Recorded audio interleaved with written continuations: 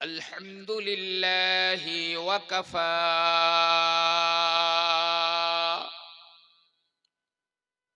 والسلام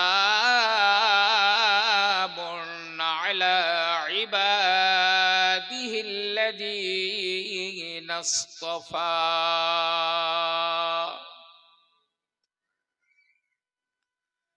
أما بعد فقد قال الله تعالى في كلام المجيد والفرقان الحميد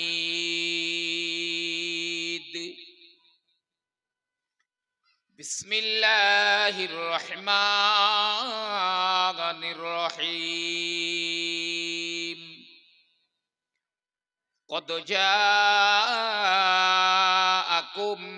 من الله نور وكتاب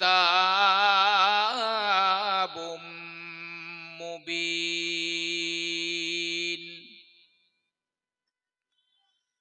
وقال رسول الله صلى الله عليه وسلم لست كأحد منكم وقال الله تعالى في شان محبوبه مخبرا وآمرا إن الله وملائكته يصلون على النبي يا أيها الذين آمنوا صلوا عليه وسلموا تسليما اللهم صل على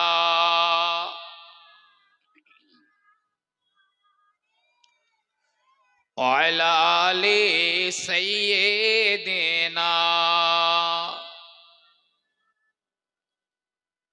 तेरी जन्नत में ऐसी खुशबू नहीं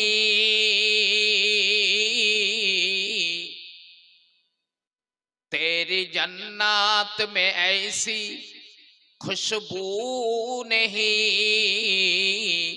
जैसी खुशबू नबी के पसीने में है हुब्बे अहमद जल ही सीने में है गे मैं यहाँ हूँ मेरा दिल मदीने में है अल्लाहुम्मा सल्ले अला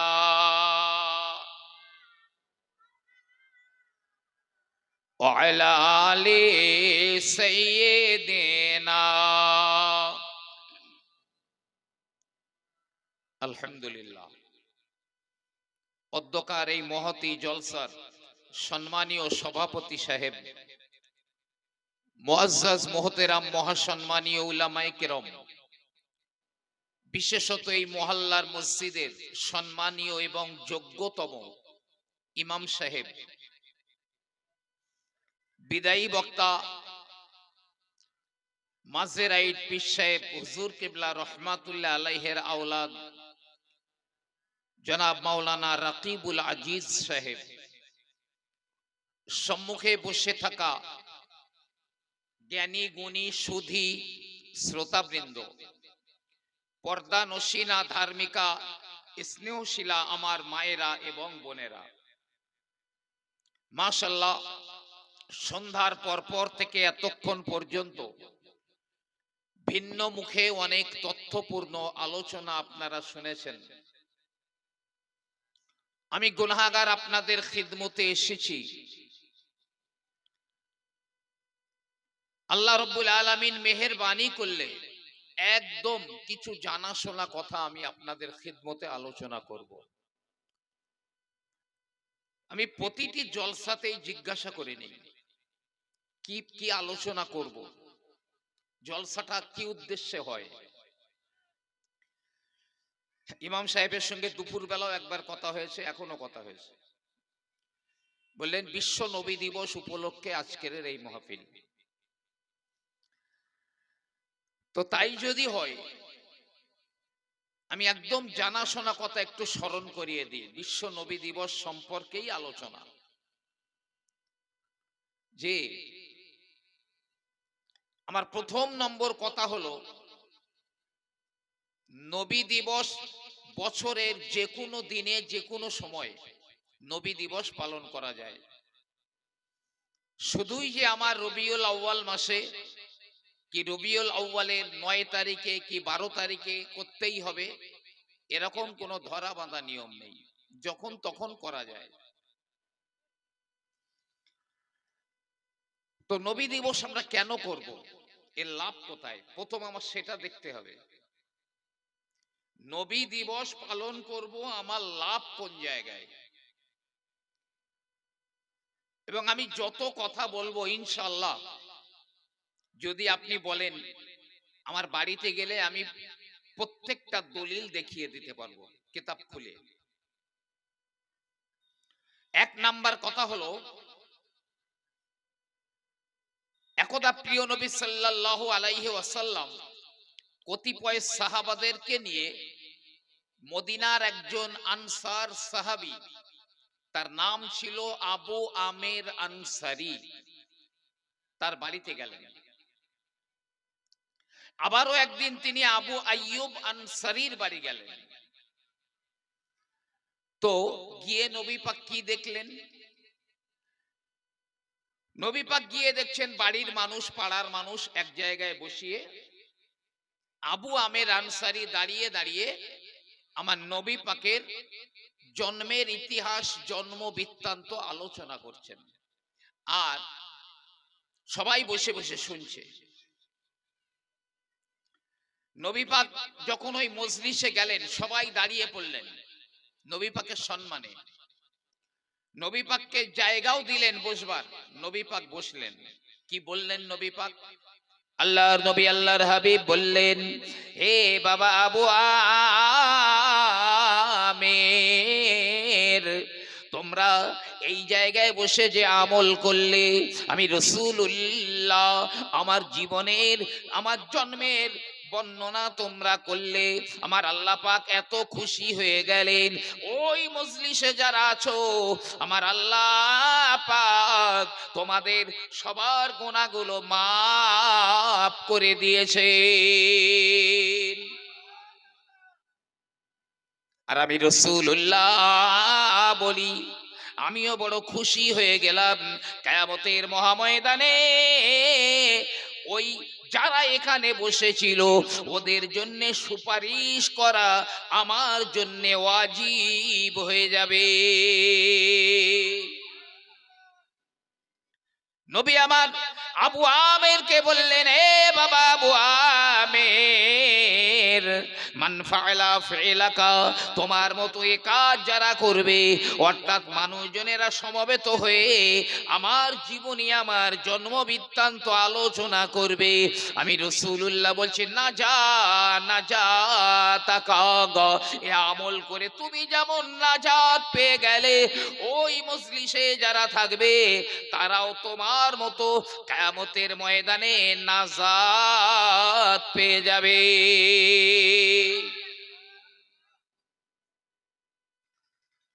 জি, একদল বলে বেড়ায় নবী দিবস করা যাবে না, চিল্লে চিল্লে গলা ফাটিয়ে ফাটিয়ে বলে নবী দিবস নাকি করা যাবে না, ওটা বেদাত নাকি। নবী পাকের পরের দরজা হলো হযরতে আবু বকর সিদ্দিক রাদিয়াল্লাহু তাআলা আনহু। হযরতে আবু বকর সিদ্দিকের দরজা, সেই হযরতে আবু বকর রাদিয়াল্লাহু আনহু আমার নবী পাকের জন্মদিন সম্পর্কে কি বলছেন? قال أبو بكر صديق رضي الله تعالى عنه من أنفق درهما على قراءة مولد النبي صلى الله عليه وسلم كان رفيقي في الجنة। হযরতে আবু বকর বললেন, আমার নবী পাকের জন্মদিন উপলক্ষে একটা দিরহাম কেউ যদি খরচ করে দেয়, একটা দিরহাম যদি খরচ করে দেয়, আমি আবু বকর বলি ওই লোকটা জান্নাতে আমি আবু বকরের বন্ধু হয়ে থাকবে।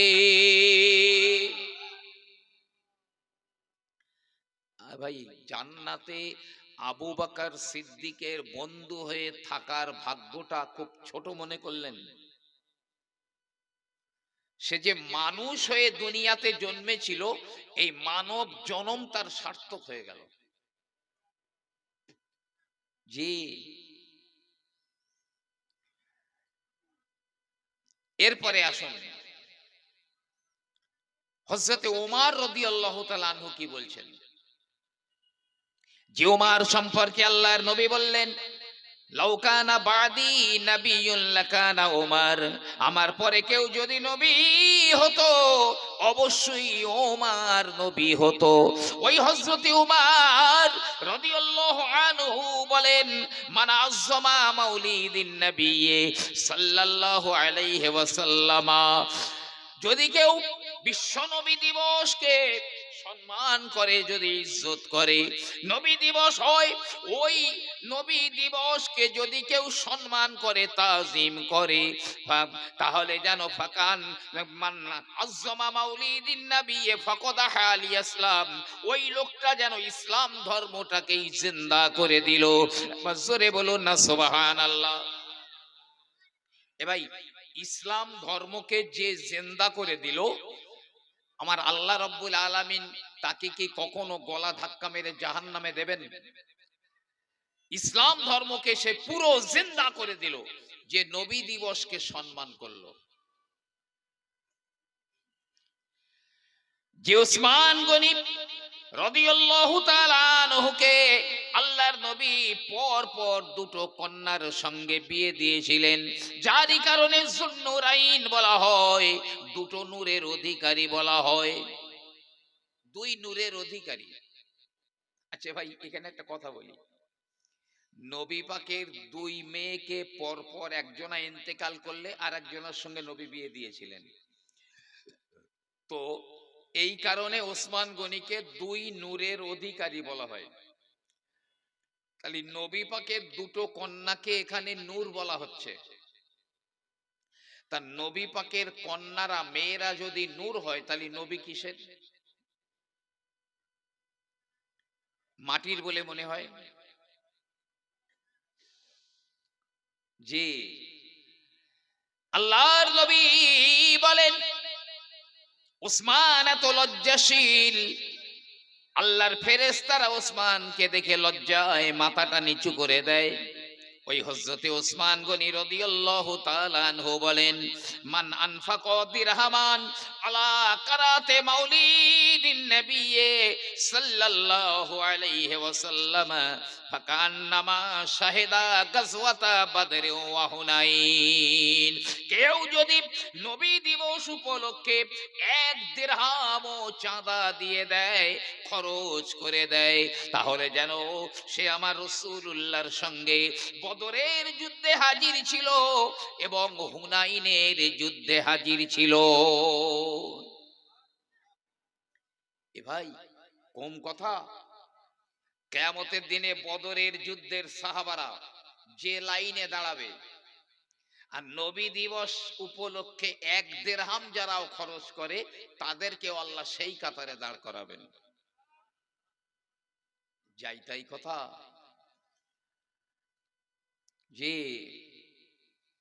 যে আলী সম্পর্কে আল্লাহর নবী বললেন, আনা মাদিনাতুল ইলমি ওয়া আলী বাবুহা, আমি রাসূলুল্লাহ হলাম ইলমের শহর, আর ওই শহরের দরজা হলেন হযরতে আলী। ওই হযরতে আলী রাদিয়াল্লাহু আনহু বলেন, মান আযযামা মাউলিদিন নবী সাল্লাল্লাহু আলাইহি ওয়াসাল্লাম লা ইয়াখরুজু মিনাদ দুনিয়া ইল্লা বিল ঈমান ওয়া ইয়াদখুলুল জান্নাতা বিগাইরি হিসাব। যে ব্যক্তি নবী দিবসের মাহফিলকে সম্মান করলো, ইজ্জত করলো, ওই লোকটা কোনোদিন বেঈমান হয়ে মরবে না, মরবে না। আর বিনা হিসাবে আমার আল্লাহর জান্নাতি হয়ে যাবে। বলুন না সুবহানাল্লাহ। এই নবী পাক সার্টিফিকেট দিয়েছেন, আমি এলেমের শহর, আর ওই শহরের দরওয়াজা হযরতে আলী। সেই আলী রাদিয়াল্লাহু আনহু বলছেন, যারা নবী দিবসের মাহফিলকে সম্মান করে তারা বেঈমান হয়ে তো মরবে না, বিনা হিসাবে জান্নাতে যাবে। তবে একটা কথা বলি ভাই, তবে যেন মনে করবেন না বছরে একবার নবী দিবস দিয়ে ওই মাহফিলকে সম্মান করলে যদি বিনা হিসাবে জান্নাতে যাওয়া যায়, তাহলে তো আর নামাজ রোজা করবার ঝামেলা নেই। এটা অনেকেই মনে করতে পারেন, নামাজ কেন পড়তে যাব, আমি তো বিনা হিসাবে চলে যাচ্ছি, বছরে একবার নবী দিবস করছি। জি না, যারা পড়াশোনা করেছেন তারা জানেন একটা কম্পালসারি সাবজেক্ট আর একটা অ্যাডিশনাল সাবজেক্ট। আমি যদি কম্পালসারি সাবজেক্টে পরীক্ষা না দেই তাহলে আমার অ্যাডিশনালের নাম্বার যোগ হবে না। তো 5 ওয়াক্তের ফরজ নামাজ কম্পালসারি, 1 মাস ফরজ রোজা কম্পালসারি, যে আমি যদি না করি এটা কিন্তু অ্যাডিশনাল, এর একটা নাম্বারও যোগ হবে না।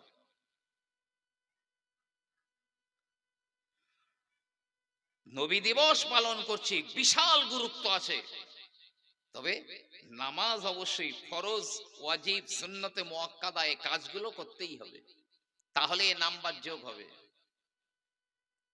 আমার ভাইরা হযরতে হাসান বসরি রাহমাতুল্লাহ আলাইহি বলেন, ওয়াদাতু লাউ কানা লি মিসলু যাহাবা উহুদিন ফানফাকতুহু আলা কারাতে মাউলিদিন নবী। হযরতে হাসান বসরি হুজুর বলেন, যদি আমার আল্লাহ পাক আমাকে উহুদ পাহাড় পরিমাণ সোনা আমাকে দিতেন, আমি যদি উহুদ পাহাড় পরিমাণ সোনার মালিক হয়ে যেতাম, তাহলে আমি নবী দিবস উপলক্ষে ওই উহুদ পাহাড় পরিমাণ সোনা সবই খরচ করে দিতাম, সব দান করে দিতাম। আমার মতো খুচরো মৌলবি না, প্রথম সারির আল্লাহর ওলি। আপনাদের অসুবিধা হচ্ছে ভাই নাকি? কোনো অসুবিধা হলে আমার বলবেন, আমার সাবজেক্ট চেঞ্জ করার প্রয়োজন হলে তাও বলবেন। আর আমাদের 500 টাকা চাঁদা ধরলে চামড়ার, কপালের চামড়ায় ভাঁজ পড়ে যায়। বলে ওর কান্তজ্ঞান আছে, আমার 500 টাকা চাঁদা ধরেছে, এটা তোর কপাল খুলে গেছে। 500 টাকা নবী দিবস উপলক্ষে চাঁদা চেয়েছে মানে ওর কপাল খুলে গেছে, বরং আল্লাহ শুকরিয়া কর। জি, এমনকি আপনি যদি আপনার নিজের বাড়িতে নবী দিবস পালন করেন, কতটা লাভ হবে আপনার জানেন? আপনার নিজের বাড়িতে, আমি একদম পড়াশোনা করে বলছি আমার ভাইরা বাবাজিরা, কিতাবের ভিতরে লেখা রয়েছে, মামিন মুসলিমিন কারা ফি বাইতিহি মাউলিদিন নবী সাল্লাল্লাহু আলাইহি ওয়াসাল্লাম, কোন মুসলমান যদি নিজের বাড়িতে নবী দিবস পালন করে, মিলাদুন নবী পালন করে, ইল্লা রাফাআল্লাহু তাআলা আল কাহাতা ওয়াল ওবা, আমার আল্লাহ পাক ওই বাড়ি থেকে আগামী 1 বছরের জন্য কোন প্লেগ রোগ দেবেন না, কোন দুর্ভিক্ষ কষ্ট দেবেন না। তার বাড়িতে খাওয়ার কষ্ট হবে না 1 বছর, পড়ার কষ্ট হবে না, তার বাড়িতে প্লেগ, একটা মহামারী রোগ, ওই রোগ 1 বছরের মধ্যে তার বাড়ি ঢুকবে না। আর কি আল্লাহ রাকা ওয়াল গরাক, ওই বাড়িতে আগামী 1 বছরের ভিতরে আগুন লাগবে না। ওই বাড়িতে আগামী 1 বছরের ভিতরে কেউ পানিতে ডুবে মরবে না। শুধু তাই নয়, এমনি করে কিতাবের ভিতরে লেখা রয়েছে, এমনিতে আগামী 1 বছরের ভিতরে ওয়াল আফাত, কোনো মহামারী রোগ আসবে না, করোনা আসবে না, কলেরা ঢুকবে না, বসন্ত ঢুকবে না, ওমিক্রন ডেমিক্রন কোনো রোগ, আসমানি মহামারী, জিসমানি মহামারী, আপনার জমিনে মহামারী ওর বাড়িতে 1 বছর আসবে না। 1 বছরের মধ্যে আসবে না। আর কি অল্লুসুসা, আগামী 1 বছর ওই বাড়িতে চুরি হবে না। শুধু তাই নয়, ওই ব্যক্তি যখন মারা যাবে, যখন কবরের মধ্যে দাফন করে দেওয়া হবে, আমার আল্লাহ পাক ওর জবান দিয়ে মুনকার আর নাকিরের সওয়ালের জবাবগুলো আসানির সঙ্গে বার করে দেবেন। যদি কারোর বাড়িতে নবী দিবস পালন করে, সব বাড়ি বাড়ি না হলে আমরা এক জায়গায় করি, সবাই মিলে সহযোগিতা করে এক জায়গাতেই করি, আর এর বদলা অবশ্যই তারা পাচ্ছেন, ইহকালেও পাচ্ছেন, পরকালেও ইনশাআল্লাহ তো পাবেন। আমি একটা কিতাবের নাম বলছি, ওয়াসাইল ফি শারহি শামাইল, লেখক আল্লামা জালালউদ্দিন সুয়ুতি রহমাতুল্লাহ আলাইহি, যিনি তাফসিরে জালালাইন শরীফের প্রথমার্ধের তাফসীর করেছিলেন, আল্লামা জালালউদ্দিন সুয়ুতি কি বলছেন? মা মিন বাইতিন আও মসজিদিন আও মুহাল্লাতিন ইল্লা ফীহি কুরিয়া মাউলিদিন নবী সাল্লাল্লাহু আলাইহি ওয়াসাল্লাম ইল্লা হাফাতিল মালাইকাতু যালিকাল বাইতা আবিল মসজিদা আবিল মুহাল্লা ফা ইন্নাহুম ইউসাল্লুনা আলা আহলি যালিকাল মাকান ইলা আখির। আল্লামা জালালউদ্দিন সুয়ুতি হুজুর বলেন, মা মিন বাইতিন, কোন বাড়িতে, আও মুহাল্লাতিন বা কোন মুহাল্লা, আও মসজিদিন অথবা কোন মসজিদে, যদি সেখানে বিশ্ব নবী দিবস উদযাপন হয়, ইল্লা ফীহি কুরিয়া মাউলিদিন নবী, নবী দিবস যদি পালন করা হয়, ইল্লা হাফাতিল মালাইকাতু, আল্লাহর রহমতের মালাইকারা, আল্লাহর রহমতের ফেরেশতারা ওই মসজিদে, ওই মহল্লায় বা ওই বাড়িতে এত পরিমাণ নেমে আসে, ফেরেশতাদের জায়গা সংকুলান হয় না গো। এই ফেরেশতারা জমতে জমতে জমতে প্রথম আসমান পর্যন্ত ফেরেশতারা জাম হয়ে যায়। কি বলে ওই ফেরেশতারা? ফাইন্নাহুম ইউসাল্লুনা আলা আহলি যালিকাল মাকান, ওই মাহফিলে, ওই মজলিসে যারা বসে থাকে তাদের জন্য এই টোটাল ফেরেশতারা দোয়া করে, আল্লাহ নবীর মহব্বতে এই পাগলেরা বসে আছে, ওদের গুনাহগুলো মাফ করে দাও না আল্লাহ। শুধু তাই নয়, তিনি আরো বলেন, ওয়াম্মাল মুতাওয়াক্কুনা বিন নূর ইয়ানি জিবরাইল ওয়া মিকাইল ওয়া ইসরাফিল ওয়া আজরাইল আলাইহিমুস সালাম ফাইন্নাহুম ইউসাল্লুনা আলা আহলি যালিকাল মাকান। আল্লাহ যে ফেরেশতাদের নূরের তবক দিয়ে ঘিরে রেখে দিয়েছেন, চারজনা মুকাররব ফেরেশতা, জিবরাইল, মিকাইল, ইসরাফিল, আজরাইল, এই চারজনা ফেরেশতাও ওই মাহফিলে নেমে আসে, আর তারাও বলে, ও আমার আল্লাহ পাক, আল্লাহ তোমার নবীর মিলাদ উপলক্ষে এই মাহফিলে যারা বসে রয়েছে গো মাওলা, ওই ওদের জীবনের গুনাহগুলো মাফ করে দাও। বাংলাদেশ ঢাকা রাজারবাগ থেকে একটা পত্রিকা বার হয়, আল বাইয়ানা, খুব উচ্চাঙ্গের, একদম ইবারত কেতাবের নাম পৃষ্ঠা নাম্বার দিয়ে তারা লেখে। সেই জায়গায় লিখছে, যখন এই মাহফিল ভেঙে যাবে, এই মাহফিলটা যখন ভেঙে যাবে, ওই সব ফেরেশতারা এই শ্রোতাদের হাতে হাতে মুসাফা করে করে যাবে। বলুন না সুবহানাল্লাহ। আসমানে যখন চলে যাবে আল্লাহ বলবে, এই ছিলে কোথায়? এই জিবরাইল, মিকাইল, ইসরাফিল, আজরাইল, তোমরা ছিলে কোথায় এতক্ষণ? বলবে আল্লাহ, ওই অমুক জায়গায় মিলাদুন নবী হচ্ছিল, আমরা সেখানে গিয়েছিলাম। আমার আল্লাহ রাব্বুল আলামিন বলবেন, এ আমার মালাইকারা, ও জিবরাইল, মিকাইল, ইসরাফিল, আজরাইলেরা, শুনে রেখে দাও গো, আমি আল্লাহ আমার ইজ্জতের কসম করে বলি গো, আমার নবীর ভালোবাসায়, আমার নবীর মহাব্বতে ওই মজলিসে যারা হাজির হয়েছিল, আমি আল্লাহ তাদের জীবনের গুনাহগুলো মাফ করে দিয়ে আমার দয়ার জান্নাতি বানিয়ে দিলাম। যে নবী দিবস যাইতাই মনে করেন না, ফেসবুক দেখে বেদাত বলা শুরু করেন না।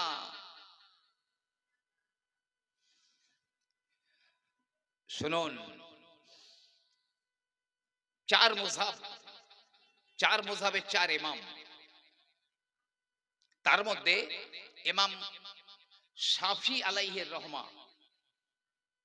চারজন ইমাম সাহেবই বলেছেন নবী দিবস সম্পর্কে। তবে আমি ইমাম শাফি আলাইহির রহমার একটা কথা আপনাকে বলছি, তিনি কি বলছেন তার কিতাবের মধ্যে। وقال إمام الشافعي من جمع إخوانا وهيأ طعاما وأخلى مكانا وأوقد سراجا وألبس جديدا وتبخر وتعطر على قراءة مولد النبي صلى الله عليه وسلم يكون مع الصديقين والشهداء والصالحين ويكون في জান্নাতিন নাঈম। ইমাম শাফি হুজুর বলেন, কেউ যদি মুসলমান ভাই দিগকে দাওয়াত করে এক জায়গায় নিয়ে আসে বিশ্ব নবী দিবস পালন করার জন্যে, নবী দিবস পালন করার জন্যে, মুসলমানদের দাওয়াত করে এক জায়গায় এনেছে, হাইয়া তোয়ামান, তারপরে যদি একটু খাওয়া দাওয়ার ব্যবস্থা করা হয়, একটু খাওয়া দাওয়ার ব্যবস্থা করা হয়, সে বিরিয়ানি হোক আর খিচুড়ি হোক আর মুড়ি হোক আর বাতাসা হোক আর জিলাপি হোক, যাই হোক, একটু তাবাররুকের যদি ব্যবস্থা করা হয়, ও আখলা মাকানান, যদি একটা জায়গা নির্ধারণ করে এই জায়গায় নবী দিবস করব, যেমন এই প্যান্ডেল তৈরি হয়েছে, এই জায়গায় হবে বিশ্ব নবী দিবস উদযাপন হবে, এখানে একটা জায়গা নির্দিষ্ট করেছে। যদি একটু লাইটিং করে, যদি একটু বাতি জ্বালায়, আলো জ্বালায়, আমার নবী দুনিয়ার জমিনে এসেছিলেন, ওই আনন্দে যদি একটু বাতি জ্বালায়, লাইটিং করে, জি, আলবাসা জাদিদান, সবাই নতুন নতুন জামা পরিধান করে এসেছে, ও তাতে আতর লাগিয়েছে, ও তাবাখরা এবং ধূপ বাতি জ্বালিয়ে দিয়েছে, তাহলে ওই মানুষগুলোর হালাত কি হবে? ইমাম শাফি হুজুর বললেন, ইয়াকুনু মা সিদ্দিকিনা, কিয়ামতের ময়দানে ওরা সিদ্দিকিনদের সঙ্গে থাকবে, অসহাদাই, শহীদানদের সঙ্গে থাকবে, অসলিহিনা, নেককার আল্লাহওয়ালাদের সঙ্গে থাকবে, ওয়ায়াকুনু ফি জান্নাতিন নাঈম, ওই মানুষগুলো আল্লাহর জান্নাতুন নাঈমের অধিবাসী হয়ে যাবে। যাইতাই কথা, কিয়ামতের ময়দানে আল্লাহ যদি বলে, এই সলিমুদ্দি হিসাব দে, তোর কপাল, ওর খবর আছে, কপালে দুঃখ আছে, খুব বহুত দুঃখ আছে কপালে। এই নবী দিবস কিতাবের মধ্যে এসে, মা মিন মুসলিমিন কারা মাউলিদিন নবী আলাল মায়ে, কেউ যদি নবী দিবস পালন করে পানির উপরে ফোঁক দেয়, মিলাদ পড়ে পানিতে ফোঁক দেয়, ফামান শারিবা মিনহু, তারপরে ওই পানি যদি কেউ পান করে, দাখালা কালবিহি আলফা নূরে ওয়া হিকমা, আমার আল্লাহ পাক ওই ব্যক্তির কলবে 1000 নূর ঢুকিয়ে দেবেন, 1000 হিকমত আমার আল্লাহ ওই অন্তরে ঢুকিয়ে দেবেন। আমার আল্লাহ পাক ওই ব্যক্তির দেহের ভিতর থেকে 1000 রোগ বিমারি রোগের জীবাণু বার করে দেবেন। সেই নবী দিবস মিলাদুন নবী, যাইতাই কিছু মনে করেন না যেন। শুধু চোখ দুটো বন্ধ করলে দেখতে পাবেন দুনিয়াতে কি কাজ করেছে। আর একদল কাঙালের মতো চিৎকার করবে, যারা বলতো নবী দিবস পালন করা বেদাত, ওরা কাঙালের মতো কাতরাবে ময়দানে মাহশারে। আমি কিতাব থেকে দেখিয়ে দিতে পারি, মক্কা মদিনায় হারামাইন শরীফে নবী দিবস পালন করা হতো। এখন একটু একটা অন্য মতবাদের উপরে চলছে, যার কারণে এই মুহূর্তে আর দেখা যায় না। তবে একজনা বর্ণনা করছেন, একদম নবী পাকের রওজার পাশে এই নবী দিবস উদযাপন করা হচ্ছে। তো যিনি বর্ণনা করছেন তিনি বলছেন, আমি একবার নবী পাকের রওজা শরীফের দিকে তাকিয়ে দেখলাম যে নবী পাক কবর শরীফের উপরে বসে মুস্কি মুস্কি হাসছেন। জোরে বলুন না সুবহানাল্লাহ। কি গুরুত্ব এই নবী দিবসের আছে। আচ্ছা, এই তাবারুক এত টাকা খরচ করে বিরিয়ানি হচ্ছে, এত টাকা খরচ করে বিরিয়ানি কেন করা হবে? বলে ফালতু হাজার হাজার টাকা জলাঞ্জলিতে দিচ্ছে। বাড়িতে এক এক গাদা লোক কুটুম ওখানে খরচ, আবার ওই মিলাদে চাঁদা দাও, কি দরকার আমার অত করার? শোনেন, শাহ আব্দুর রহিম মুহাদ্দিস দেহলভী রহমাতুল্লাহ আলাইহি প্রত্যেক বছরে নিজের বাড়িতে 2টো মিলাদ দিতেন। প্রতি বছরে একদম নিজের বাড়িতে। এক রবিউল আউয়াল মাসের 12 তারিখের ভোরবেলা, মানে ফজরের নামাজের পরে, অর্থাৎ যে সময় আমার নবী দুনিয়াতে এসেছিলেন ওই সময়। আর এক হচ্ছে গিয়ে আশুরা, মুহররম মাসের 10 তারিখে নিজের বাড়িতেই 2টো করে মিলাদ দিতেন প্রতি বছরে। এবং এই নবী দিবসে যেমন সাধ্য তেমন তাবাররুকও দিতেন। সে যাই বা হোক, কিছু খেতে দিতেন।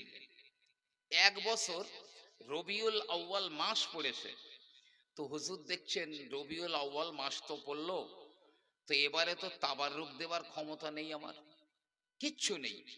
একটাতে বাতাসা দেবো কি একটা করে খেজুর দেবো সে পয়সাও নেই, না আছে ঘরে, না আছে আমার কাছে। তিনি মনে মনে নিয়ত করে নিলেন, না না না, এবছরে আর নবী দিবস দেওয়া হলো না।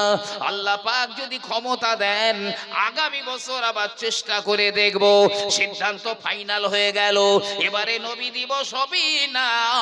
কিন্তু না না, 12ই রবিউল আউয়াল এসে গেল, ভোরবেলা শবে সাদেক হয়ে গেল। তিনি চিন্তা করলেন, না না না, আমার নবী আজ দুনিয়ার জমিনে এসেছিলেন, আমি তাবাররুক না হয় নাই দিতে পারলাম, তবে মিলাদ বন্ধ হবে না। নবী দিবস বন্ধ হবে না, এই একটুখানি ব্রেনওয়ালা নয় কিন্তু। তিনি ফজরের নামাজ পড়ে লোকেদের বাড়ি বাড়ি গেলেন। কি কিছু বলছেন ভাই আপনারা নাকি? যে ও যাক, যাতে করে এই মজলিসের আদবটা নষ্ট না হয় সেই দিকে অবশ্যই দেখবেন, সকলেই দেখবেন। এখানে আল্লাহর কোটি কোটি ফেরেশতারা আসমান পর্যন্ত জাম হয়ে রয়েছে। জিবরাইল, মিকাইল, ইসরাফিল, আজরাইল আলাইহিমুস সালাম তারাও রয়েছেন। তো তিনি ফজরের নামাজ পড়ে পাড়ায় পাড়ায় গেলেন, বাড়ি বাড়ি গেলেন। এই ছেলেরা, ও ভাইরা, ও বাবাজিরা, একটুখানি আমার বাড়িতে এসো। আজ আমার নবী দুনিয়ায় জন্ম নিয়েছিলেন, আমার বাড়ি একটু একটুখানি মিলাদ হবে গো, সবাই এসো আমার বাড়িতে এসো। লোকজনেরা হুজুরের বাড়ি ভরে গেল। হুজুর আমার দাঁড়িয়ে দাঁড়িয়ে দাঁড়িয়ে দাঁড়িয়ে আমার নবী পাকের জন্মের অত্যাশ্চর্য ঘটনা বলি আলোচনা করেন, আর মাঝে মাঝে বলেন আলিয়াউম আলিয়াউম আলিয়াউম, আজ আজ আজ সেই দিন, আজ সেই দিন বলছেন। এই ওয়াজ করতে করতে এক সময় তিনি বললেন, শ্রোতাদের উদ্দেশ্য করে বললেন, বাবা এবছরে কিন্তু তাবারুক দিতে পারবো না। তার মানে আখেরি দোয়া হয়ে গেলে আর যেন কেউ বসে না থাকে। এবারে কিন্তু তাবারুক দিতে পারবো না। তো আখেরি দোয়া হয়ে গেছে, জানে হুজুর তাবারুক দিতে পারবেন না বলে দিয়েছেন, সবাই চলে গেছে, ময়দান পুরো ফাঁকা। এই ছোট ছোট কটা বাচ্চা ছেলেরা বসে আছে, চুপ করে বসে আছে। ওরা বুঝতে পারেনি যে তাবারুক দিতে পারবেন না, এইটা ওরা বুঝতে পারেনি। ওরা বলছে আরে মিলাদ মানে একটা বাতাসাও তো দেবে। হুজুর আমার ঘরে গিয়ে কেঁদে সারেসার হয়ে যায়, ও আমার আল্লাহ পাক, আমি আমার নবীর নামে মিলাদ দিলাম, তাবাররুক দিতে পারলাম না, সবই খালি হাতে ফিরে চলে গেল গো মাওলা। তবে বাচ্চাগুলো বুঝতে পারেনি কি দেব ওদের, নাই কিছু, নাই কিছু নাই, কি আমি দেব গো আল্লাহ। বাড়িটা তন্ন তন্ন তন্ন করে খুঁজে খুঁজে দেখে অনেক দিন আগের এক মুঠো কাঁচা ছোলা বাড়িতে পড়ে রয়েছে। শুকনো ছোলা বাড়িতে এক মুঠো পড়ে আছে। তো এই ছাড়া তো আর বাড়িতে কিচ্ছু নেই। এক কাজ করি, এই ছোলাগুলো ধুয়ে একটু পরিষ্কার করে নিই, পরিষ্কার করে ভাজা করে এই ছোলা ভাজা কটা বাচ্চাগুলোর ভাগ করে দেই, চলে যায়। যেই মানে চিন্তা সেই কাজ, ছোলাগুলো ধুয়ে পরিষ্কার করে ভেজে নিয়েছেন, একটু ভাজা করে নিয়ে একটা পাত্রে ছোলাগুলো নিয়ে এবার ঘরে চিন্তা করছেন বাচ্চা কটা বসে আছে ওখানে, আর কটা করে ছোলা দিলে একবারেই ওরা সমান পেয়ে যাবে। আমি দুবার করে দেব না, একবারই দেব। আমার যেন দেওয়াও শেষ হয়ে যায় বাচ্চাদের, আমার হাতের ছোলাও যেন শেষ হয়ে যায়, কম বেশি না হয়, কটা করে দিলে হয়। এই চিন্তা করতে করতে করতে একটু তন্তারা এসে গেল, একটু ঘুম এসে গেল। ঘুমিয়ে তিনি দেখেন সুন্দর একটা ছোট্ট বাচ্চা ছেলে, কি নুরানি চেহারা গো। ওই বাচ্চাটা বলে, বাবা কি এমন করে চিন্তা করো? বলে, বাবা আমি আমার নবীর নামে মিলাদ দিলাম, তাবাররুক দিতে পারি না, সব খালি হাতে ফিরে চলে যায়। বাচ্চা কটা বুঝতে পারে না, তাই কি ওদের দেব? আমার বাড়িতে অনেক দিন আগের এই ছোলা কটা ছিল, ভাজা করে এনেছি, তাই আমি চিন্তা করি একবারেই দেব, কম বেশি যেন না হয়, সমান পেয়ে যাবে, কটা করে দিলে হয় তাই চিন্তা করছি। বাচ্চাটা বলছে, এই দুটো করে দেন, দুটো করে দেন, দেন আমার দুটো দেন আগে। বাচ্চাটা হাত পেতেছে, দুটো ছোলাই বাচ্চাটার হাতে দিয়েছে, তারপরে অন্য বাচ্চাদের দুটো দুটো দুটো দুটো করে দিয়ে দেখছে হাতের ছোলাও শেষ, ওখানে দেওয়াও শেষ, একবারে সমান পেয়ে গেল সবাই, কম বেশি হলো না। তো উনি ভাবছেন ছেলেটা তো যাই তাই কেউ নয়, তো কে আপনি বাবা? আপনি যা বললেন তাই হয়ে গেল, আপনার পরিচয়টা দিন না, কে আপনি? বাচ্চাটা বলে, হে বাবা, তুমি যে নবীর নামে মিলাদ দিয়েছো, তাবাররুক দিতে পারো না, বাচ্চাদের বুঝাবার জন্য তোমার ঘরের শেষ সম্বল ছোলা কটা ভাজা করে নিয়ে এসেছো দেবার জন্য।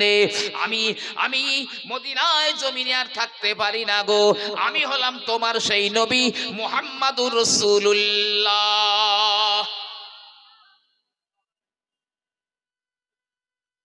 ঘুম ভেঙে গেল, স্বপ্ন ভেঙে গেল। হুজুর কেঁদে জারেজার হয়ে যাচ্ছেন, আল্লাহ আমার নবী আসবেন, এসে আমার এই ছোলা ভাজা হাত পেতে নেবেন, আমি আগে কেন জানতে পারলাম না? তাহলে আমি যে ঘরটায় বাস করি ওই ঘরটা বিক্রি করে দিতাম, দিয়ে ওই টাকায় তাবাররুক করে দিতাম, ওই টাকায় তাবাররুক করে দিতাম আমি। অত বড় একটা মুহাদ্দিস, আমি আগেই বলি সে আমার মতো খুচরো মৌলবী না। খুব কাঁদছেন, কাঁদতে কাঁদতে ছোলাগুলো নিয়ে বাইরে এসে দাঁড়িয়েছেন, বাচ্চাগুলো সব লাইন দিয়ে দাঁড়িয়েছে। উনি স্বপ্নে যেমন দুটো করে দিচ্ছিলেন, ওই দুটো দুটো করে ছোলা দিচ্ছেন। দিতে দিতে দেখছেন ছেলেদের দেওয়াও শেষ, হাতের ছোলাও শেষ। মানে স্বপ্নে যা হয়েছিল বাস্তবেও তাই হলো। দুটো করে ছোলা নিয়ে বাচ্চারা বাড়ি চলে গেল। হুজুর আমার ঘরে শুয়ে গড়াগড়ি দিয়ে কেঁদে কেঁদে বলে, মাওলা, ও আমার মাওলা গো, আমার নবী আসবেন আমার এই মিলাদে গে, কেন আমি আগে জানতে পারলাম না?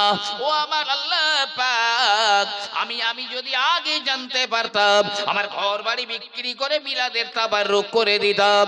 এই কানতে কানতে কানতে কানতে এক সময় ঘুমিয়ে পড়েছেন। ঘুমিয়ে পড়ে স্বপ্ন দেখেন ওই তো মদিনার সবুজ গম্বুজের নিচে আমার রাসূলুল্লাহ বসে রয়েছেন, সাহাবায়ে কেরামেরা গোল হয়ে বসে আছেন। আমার নবী পাকের সামনে সোনার একটা খাঞ্চা রয়েছে, ওই খাঞ্চার মাঝখানে এক মুঠো ছোলা ভাজা পড়ে আছে। উনি বলছেন, আমার লাইফে আমি এত সুন্দর সোনার খাঞ্চা কখনো দেখি না। আবার হুজুরের পাশে চারিপাশে অনেক কোয়ালিটির খাদ্য সব সাজানো রয়েছে। আর উনি বলছেন, আমি যে এই মিলাদে ছোলা ভাজা দিলাম ও কথাও আমার আর মনে নেই। উনি তো এবার স্বপ্নে স্বপ্নে হচ্ছে এটা। তিনি বলেন, হে আল্লাহর নবী, ওগো হাবিবুল্লাহ, আমি এত সুন্দর সোনার খাঞ্চা কখনো দেখি না গো, কিন্তু ওই খাঞ্চায় কেন ছোলা ভাজা পড়ে রয়েছে গে? আপনার চারিদিকের এই খাবারগুলো বাকি। হুজুর আমার বললেন, বাবা শোনো, তুমি যে আমার নামে মিলাদ দিয়েছিলে, আমার জন্মদিন উপলক্ষে মিলাদ দিয়েছিলে, তাবাররুক দিতে পারো না, এই ছোলা কটা ভাজা করে বাচ্চাদের দেওয়ার জন্য তুমি নিয়ে এসেছিলে। হে বাবা, তোমার এই ছোলা ভাজা নেওয়ার জন্য যখন বাচ্চারা লাইন দিয়ে দাঁড়িয়েছিল, ওই লাইনের প্রথমেই আমি রাসূলুল্লাহ দাঁড়িয়েছিলাম, হাত পেতে তোমার দুটো ছোলা আমি সবার আগে নিয়েছিলাম। তোমার সেই ছোলা ভাজা বাবা, আমি এই সাহাবাদের নিয়ে তোমার এই ছোলা ভাজা খাওয়ার জন্য বসেছি গো। আর এই যে চারিদিকে খাবার দেখছো না, আমার উম্মতরা আমার নামে মিলাদ দিয়েছে, আমার মিলাদ উপলক্ষে কোন মাহফিল করেছে, তারা যে তাবাররুক করেছে সেই তাবাররুক আমার আল্লাহ পাক আমার দরবারে পৌঁছে দিয়েছে। বলুন না সুবহানাল্লাহ। যদি মাল হালাল হয়, হালাল পয়সার তাবাররুক যদি হয়, নবী দিবসের মাহফিলের তাবাররুক কেউ যদি নিয়ত করে খায়, আল্লাহ তার শরীর থেকে 70টা রোগ দূর করে দেবেন। যে নবী পাক, আচ্ছা আমরা তো মিলাদ দিচ্ছি, তা নবী পাকেতে খুশি না বেজার? যে শুধু মুখে বললে হবে না নবী খুশি, আমার বাস্তবে দেখাতে হবে। আমি নামটা ভুলে যাচ্ছি, এক ব্যক্তি নবী পাককে স্বপ্ন দেখেছেন। আল্লামা কারামত আলী জৌনপুরী সাহেব রহমাতুল্লাহ আলাইহি তার কিতাবে লিখেছেন। স্বপ্ন দেখে বলছি, আর রাসূলুল্লাহ, আমরা তো আপনার জন্মদিন উপলক্ষে মিলাদ করি, টাকা পয়সা সোনা দানা ভালো ভালো খাবার তৈরি করে বিতরণ করি, তো এ সম্পর্কে আপনি কি বলেন? নবী পাক মুস্কি হেসে বলছেন, তোমরা অবশ্যই ওইগুলো আমার জন্মদিন উপলক্ষে তোমরা করো, আমি রসুল খুশি, রসুল খুশি। বলুন না সুবহানাল্লাহ। আমার ভাইরা বাবাজিরা, বগদাদ শরীফের ভিতরে একটা মহল্লা ছিল। ওই মহল্লায় মুসলমানেরা বাস করত, আবার ইহুদিরাও বসবাস করত। ইহুদি এবং মুসলমানেরা একসঙ্গে বসবাস করত। একদিন একটা বাড়িতে স্বামী আর স্ত্রী ইহুদি, তারা ওই ইহুদি স্ত্রী স্বামীকে বলল, ও স্বামী গো, আমাদের প্রতিবেশী মুসলমানেরা বছরে একদিন ওরা ভালো ভালো খাবার তৈরি করে খুশি খুশি লোকের বিতরণ করে দেয়, টাকা পয়সা সোনা দানা দান করে দেয়। ব্যাপারখানা কি? বছরে একদিন খুব ভালো ভালো খাবার তৈরি করে খুব আনন্দের সঙ্গে লোকেদের দান করে। টাকা পয়সা সোনা দানা দান করে, কি ব্যাপার? তো স্বামী বলছে হয়তো ওদের একটা নবী আছে, আর সেই নবীর জন্মদিন উপলক্ষে ওরা আনন্দ করে খাবার বিতরণ করে, টাকা পয়সা সোনা দানা দান করে। ইহুদি মহিলা বলছে বাদ দাও তো, আমিও সব নবী মানিনি, বাদ দাও। এখন ওই পর্যন্ত ব্যাপারটা শেষ হয়ে গেল। রাতের বেলা ঘুমিয়ে আছে মহিলা, ঘুমিয়ে স্বপ্ন দেখছে দূর থেকে একটা নুরানি কাফেলা আসছে, কি সুন্দর, আর তাদের মাঝখানে আর একজনা রয়েছে, তার চেহারা পূর্ণিমার চাঁদকেও হার মানায়। যে চাঁদের জ্যোতি বেশি না নবী পাকের চেহারার জ্যোতি বেশি?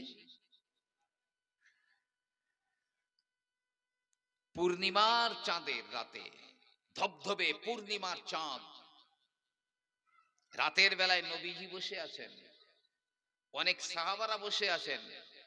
হযরতে জাবের রাদিয়াল্লাহু তাআলা আনহু একবার আকাশের দিকে তাকান, আর একবার আমার রাসূলের চেহারা মোবারকের দিকে তাকান। বারে বারে বারে বারে বারে বারে এমন করেন, একবার নবী পাকের দিকে, একবার আকাশের দিকে তাকান। আল্লাহর নবী বললেন, এ বাবা জাবের, তুমি কেন একবার আকাশের দিকে তাকাও আর একবার আমার দিকে তাকাও?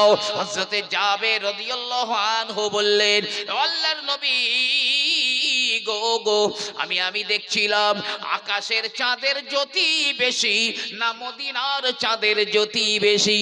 ও আল্লাহর নবী গো, আমি দেখলাম আকাশের চাঁদের চাইতে মদিনার চাঁদের জ্যোতি বেশি।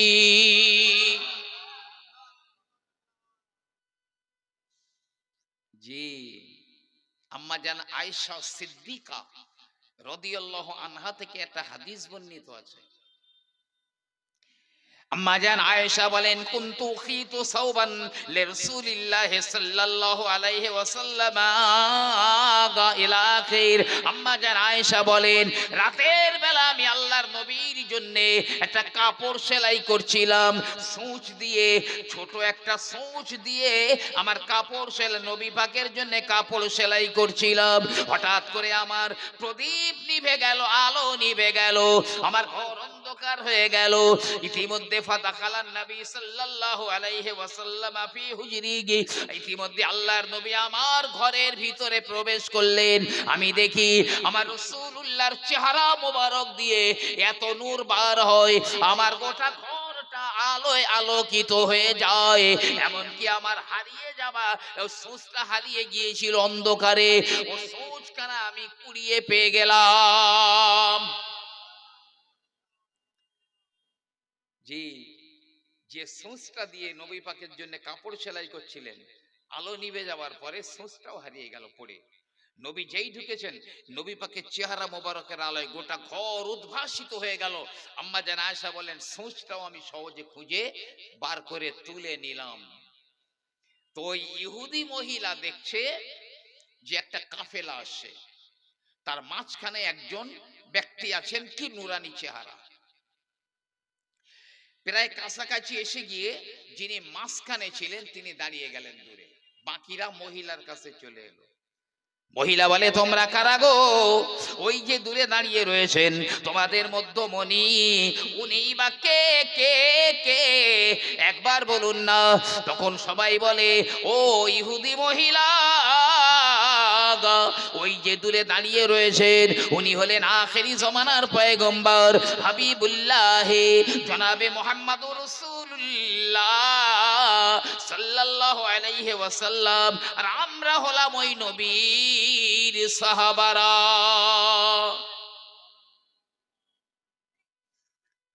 ওই ইহুদি মহিলা বলছে, ওগো আমি একটু তোমাদের নবীর সঙ্গে আমি একটু কথা বলবো, তো তোমাদের নবী কি আমার সঙ্গে একটু কথা বলবেন? কথা বলবেন? সাহাবারা বলছেন, হ্যাঁ হ্যাঁ, কেন বলবেন না। আল্লাহর নবী চলে এলেন। মহিলাটা বলছে, ওগো মুসলমানদের নবী, আমি তো আপনাকে নবী বলে মানি না, আমি ইহুদিনী, তবে কোন কারণে স্বপ্নে আপনি আমাকে দেখা দিলেন। নবী আমার বললেন, ও বাবা মেয়ে আমার, আল্লাহ পাক আল্লাহ তাআলা তোমার কপালে জান্নাত রেখে দিয়েছেন, ওই জান্নাতের খবর দেওয়ার জন্য আমি নবী এসেছি। ইহুদিরা তো জান্নাতে যাবে না, তো বেঈমান। তো নবী বলছে কলেমা পড়ো। স্বপ্নের মধ্যে ওই মহিলা কলেমা পড়ে নিয়েছেন, লা ইলাহা ইল্লাল্লাহ মুহাম্মাদুর রাসূলুল্লাহ, কলেমা পড়ে নিয়েছেন। এ ভাই,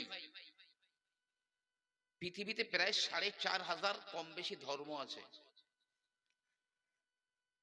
সবাই যদি মনে করে আমি আমার ধর্ম গ্রহণ তো মারবো, অরিজিনাল বিকৃত হয়ে গেছে যেগুলো সেইগুলো নয়, তাহলে এই লা ইলাহা ইল্লাল্লাহ মুহাম্মাদুর রাসূলুল্লাহ বলা ছাড়া কারোর গতি নেই। বেদ তো ৪টে, ঋক সাম যদু অথর্ব, ৪টে বেদ। তো এই ৪টে বেদের মধ্যে সব জায়গাতেই আছে, তবে অথর্ব বেদের মধ্যে একটা শ্লোক রয়েছে।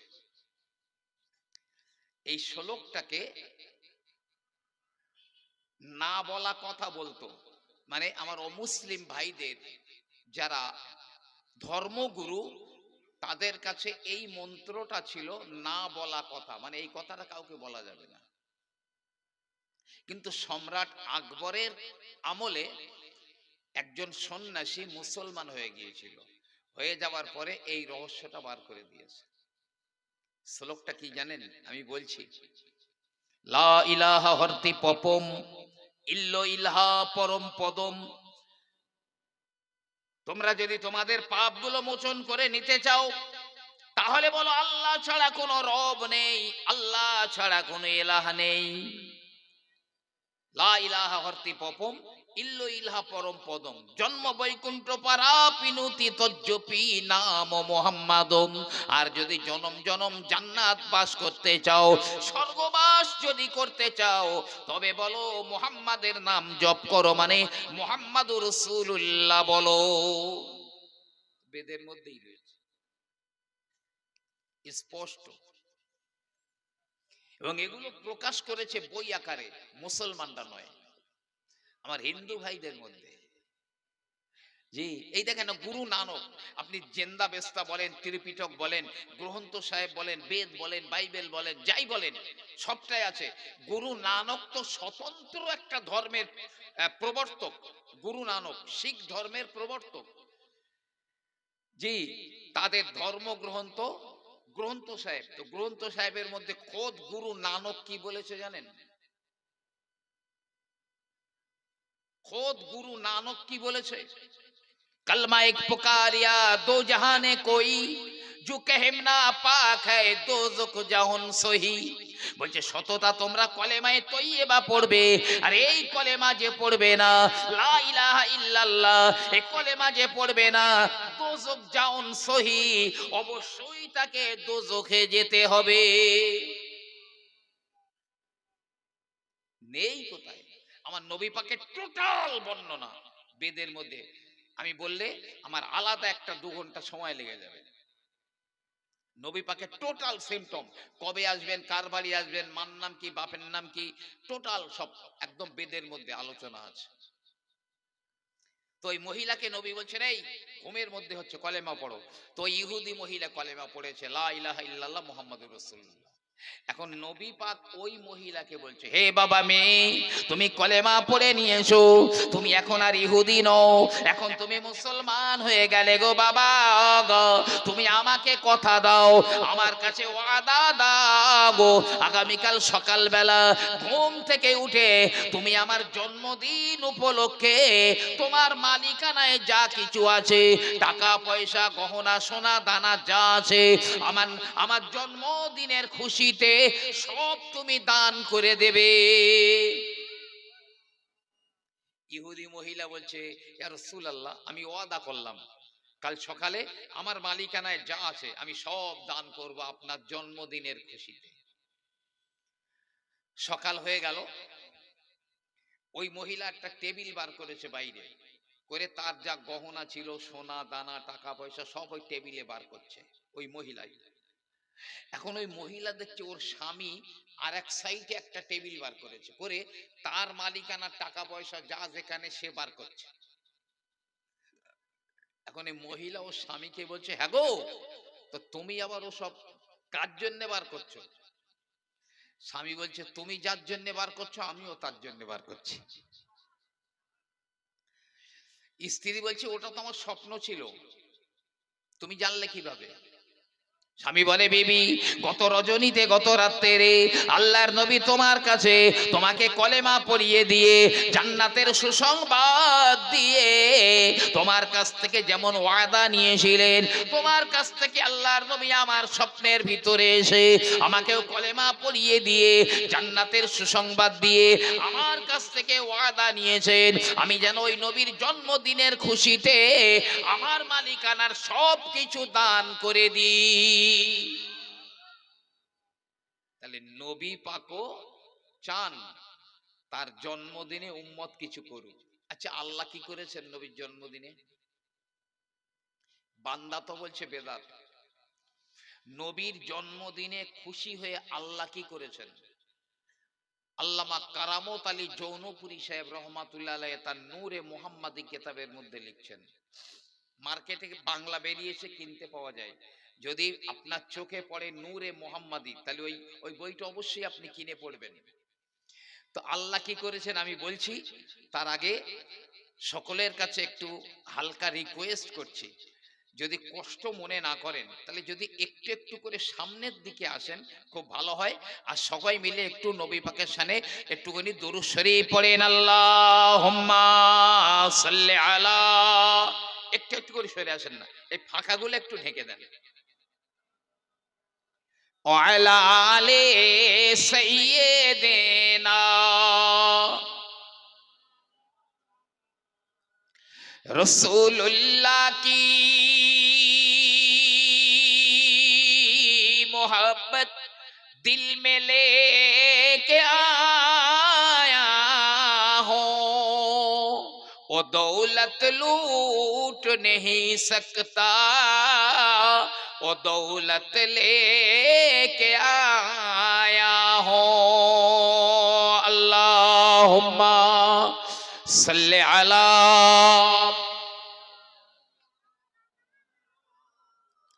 ওয়ালা আলে সাইয়্যিদিনা। আল্লামা কারামত আলী জৌনপুরী সাহেব হুজুর লেখেন, আল্লাহর নবী যেদিন মেরাজ শরীফে গিয়েছিলেন সঙ্গে তো জিবরাইল ছিল, জিবরাইল আমিনের সঙ্গে আল্লাহর নবী প্রথম আসমানের উপরে উঠে গেলেন। গিয়ে দেখেন প্রথম আসমানে একটা বড় পিলিয়ার রয়েছে, হীরা মণি মুক্ত জহরত দিয়ে ঝলমল ঝলমল করে একটা পিলিয়ার। ওই পিলিয়ারের আলোতে গোটা আসমান ঝলমল করে।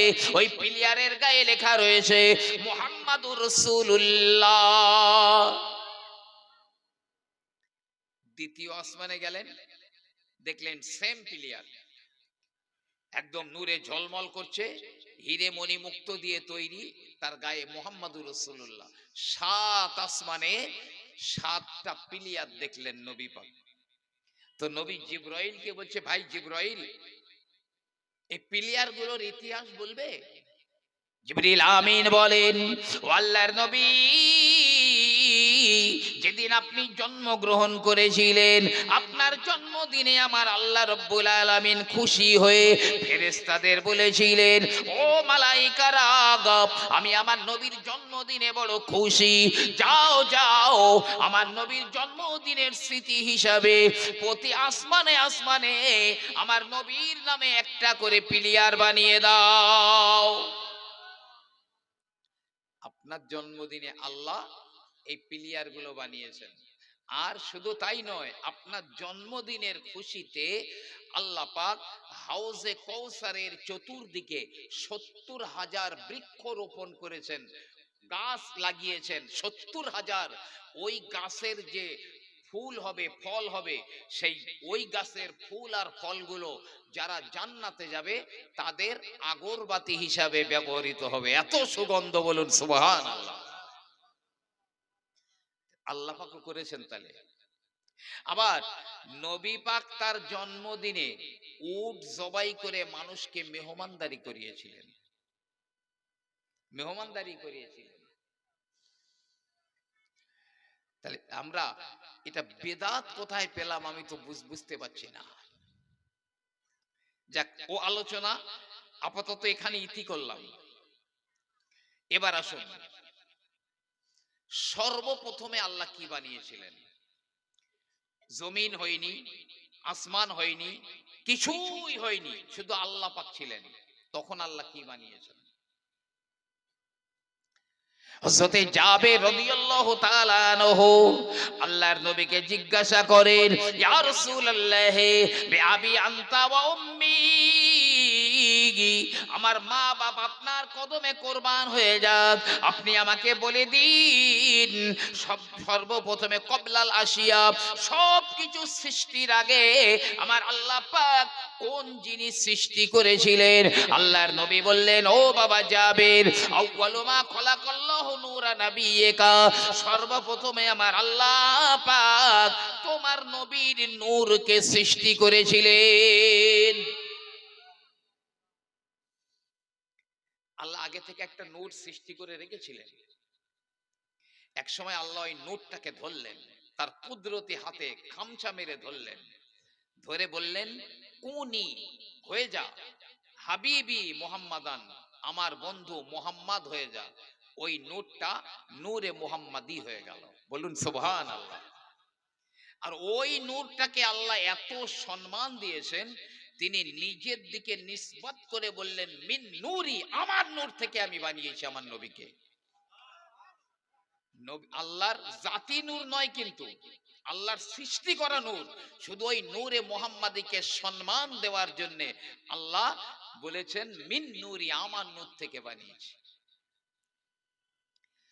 আব্দুল হক মুহাদ্দিস দেহলভী রহমাতুল্লাহ আলাইহি তার কিতাবে একটা হাদিস এনেছেন। এই অনেকে বলে কি জানেন, বলে ও জাল হাদিস, কেউ বলে জয়ীফ হাদিস। জি, কিন্তু আমরা হাদিস বলে জানি। আমি হাদিসটা বলি। মদিনার মসজিদে নববী শরীফে আল্লাহর নবী বসে রয়েছেন। ইতিমধ্যে জিবরিল আমিন আলাইহিস সালাম নবী পাকের দরবারে হাজির। আসসালামু আলাইকা ইয়া রাসূলুল্লাহ, নবী পাক সালামের জবাব দিলেন। এবারে আন্নাহু আলাইহিস সালাম সালা জিবরাইল, ইয়া আখি জিবরাইল কম উমরাকা মিনাস সিনিন, আল্লাহর নবী জিবরাইলকে প্রশ্ন করলেন, ও ভাই জিবরাইল, ভাই জিবরাইল, কম উমরাকা মিনাস সিনিন, তোমার বয়স কত হয়েছে গো? নবী পাক জিজ্ঞাসা করছেন জিবরাইলকে, ভাই তোমার বয়স কত? জিবরিল আমিন বললেন, ইয়া রাসূলুল্লাহ লাস্তু আ'লামু গায়রা আন্না ফি হিজাবির রাবি'ই নাজমান ইয়াতলু ফি কুল্লি ৭০,০০০ সানাতিন মাররা। ও আল্লাহর নবী গো, আমি বলতে পারবো না আমার বয়সটা কত হলো, তবে আমি আপনাকে একটা ধারণা দিতে পারি, আপনি আন্দাজ করতে পারবেন আমার বয়স কত হতে পারে। কি? গায়রা আন্না ফি হিজাবির রাবি'ই নাজমান ইয়াতলু ফি কুল্লি ৭০,০০০ সানাতিন মাররা। ও আল্লাহর নবী গো, যেদিন আমার আল্লাহ পাক আমি জিবরাইলকে সৃষ্টি করলেন, আমি ওই দিন থেকে দেখতাম চতুর্থ আসমানে ৭০,০০০ পর পর একটা করে তারকা উদয় হয়। একবার তারকাটা দেখা যায়, আবার ৭০,০০০ বছর অদৃশ্য, আর দেখা যায় না। আবার একবার দেখা যায়, আবার ৭০,০০০ বছর অদৃশ্য।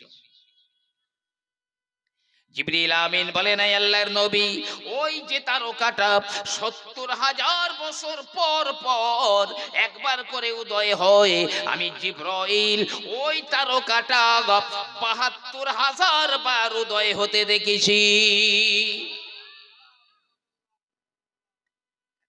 আন্দাজ করেন আমার বয়স কত হতে পারে?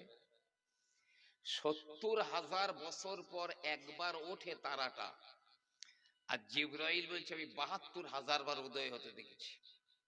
কত বছর হতে পারে? নবী পাক মুচকি হেসে ফেললেন। আল্লাহর নবী তাবাসসুম ফরমালেন, মুচকি হেসে দিলেন, হেসে বললেন, এ জিবরাইল, ওয়া ইজ্জাতু রাব্বি, আনা যালিকাল কাওকাব। এ ভাই জিবরাইল, আমি আমার রবের ইজ্জতের কসম করে বলছি, ওই তারকাটাই ছিলাম আমি মুহাম্মাদুর রাসূলুল্লাহ। কোথায় তখন জিবরাইল? নূরে মোহাম্মদী সৃষ্টি করলেন আল্লাহ, একটা ময়ূরীর আকৃতি দান করলেন, ওই নূরটাকে একটা ময়ূর আকৃতি দান করলেন। আমার আল্লাহ পাক এবারে একটা ফানুস বানালেন, মতির ফানুস, মতি। নূরে মোহাম্মদীকে ওই ফানুসের ভিতরে ঢুকিয়ে বন্ধ করে দিলেন।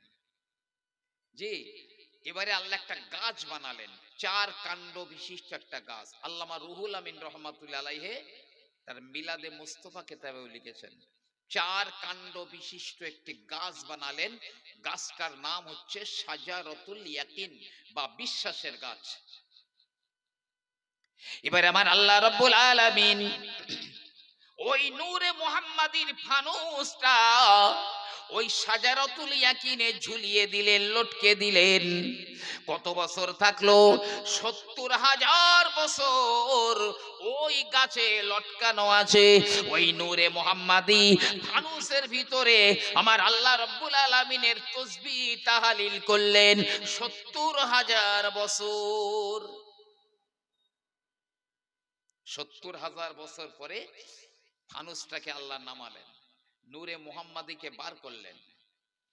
বার করে আল্লাহ একটা আয়না তৈরি করলেন, লজ্জার আয়না। আল্লামা কারামত আলী জৌনপুরী সাহেব হুজুর লিখছেন, আর আল্লাহ বলেন, হে আমার হাবিব, আপনাকে কিভাবে আমি সৃষ্টি করেছি আয়নাতে একবার দেখুন না চেহারাটা। বিশ্বনবী হাবিবুল্লাহ গে জনাবে মুহাম্মাদুর রাসূলুল্লাহ ওই আয়নার দিকে একবার তাকিয়ে লজ্জাবনত হয়ে গেলেন। আমার আল্লাহ পাকের সামনে আমার প্রিয় নবী সাল্লাল্লাহু আলাইহি ওয়াসাল্লাম পর পর 5 বার সাজদা দিয়েছিলেন। নূরে মুহাম্মাদি 5টা সাজদা করলেন আল্লাহর সামনে। এই কারণে ওই নবীর উপরে আর ওই নবীর উম্মতদের উপরে আল্লাহ 5 ওয়াক্তের নামাজ ফরজ করে দিয়েছেন, যেহেতু নবী পাক 5টা সাজদা দিয়েছিলেন। এবারে একদম শুধু শর্টকাটে খুব সংক্ষেপে মেন কথাগুলো বলছি, ছেড়ে দিয়ে আল্লাহ রাব্বুল আলামিন এবারে যখন জগৎ সৃষ্টি করবার ইচ্ছা করলেন, কুল কায়নাত বানাবেন আল্লাহ, তখন এই নূরে মুহাম্মাদিটাকে ভেঙে আল্লাহ 4টে ভাগ করলেন। খুব মন দিয়ে শুনবেন, নূরে মুহাম্মাদিকে ভেঙে 4 ভাগ করলেন। প্রথম ভাগ দিয়ে আমার আল্লাহ রাব্বুল আলামিন কলম বানালেন, কলম। হাদিস পাকের ভিতরে রয়েছে, আউয়ালু মা খালাকাল্লাহুল কলম, সর্বপ্রথমে আমার আল্লাহ পাক কলম সৃষ্টি করলেন। কেন বলেন তো?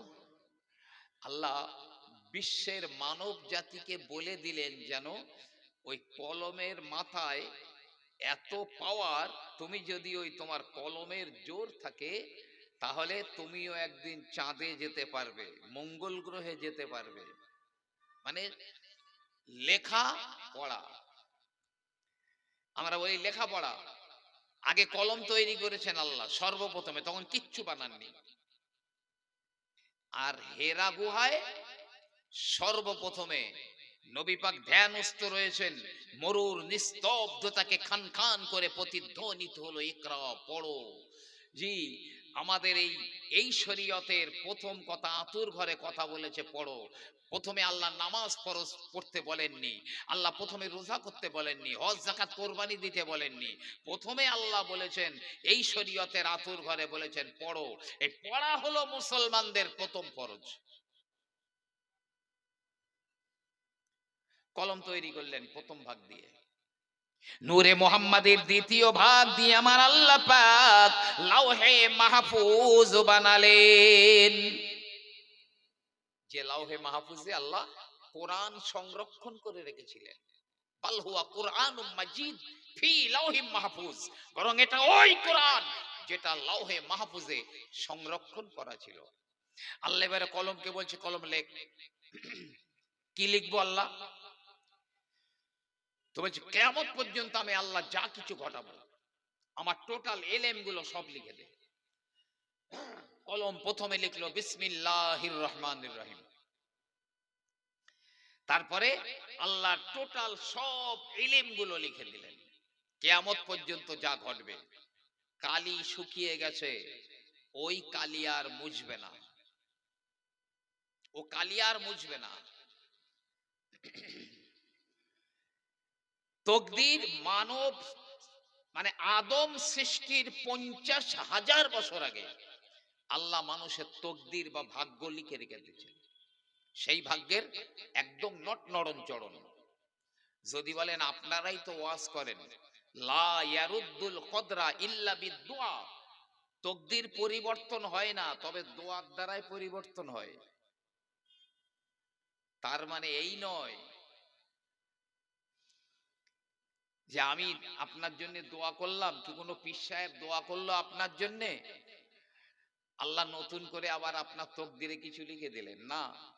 আমাদের ফুরফুরা শরীফের টাইটেল ক্লাসে আকায়েদ পড়া হচ্ছে, শারহে আকায়েদে নাসাফি, খুব যোগ্য ওস্তাদ আল্লামা সাইফুদ্দিন সিদ্দিকী হুজুর, যে আল্লাহ ইলম দিয়েছেন।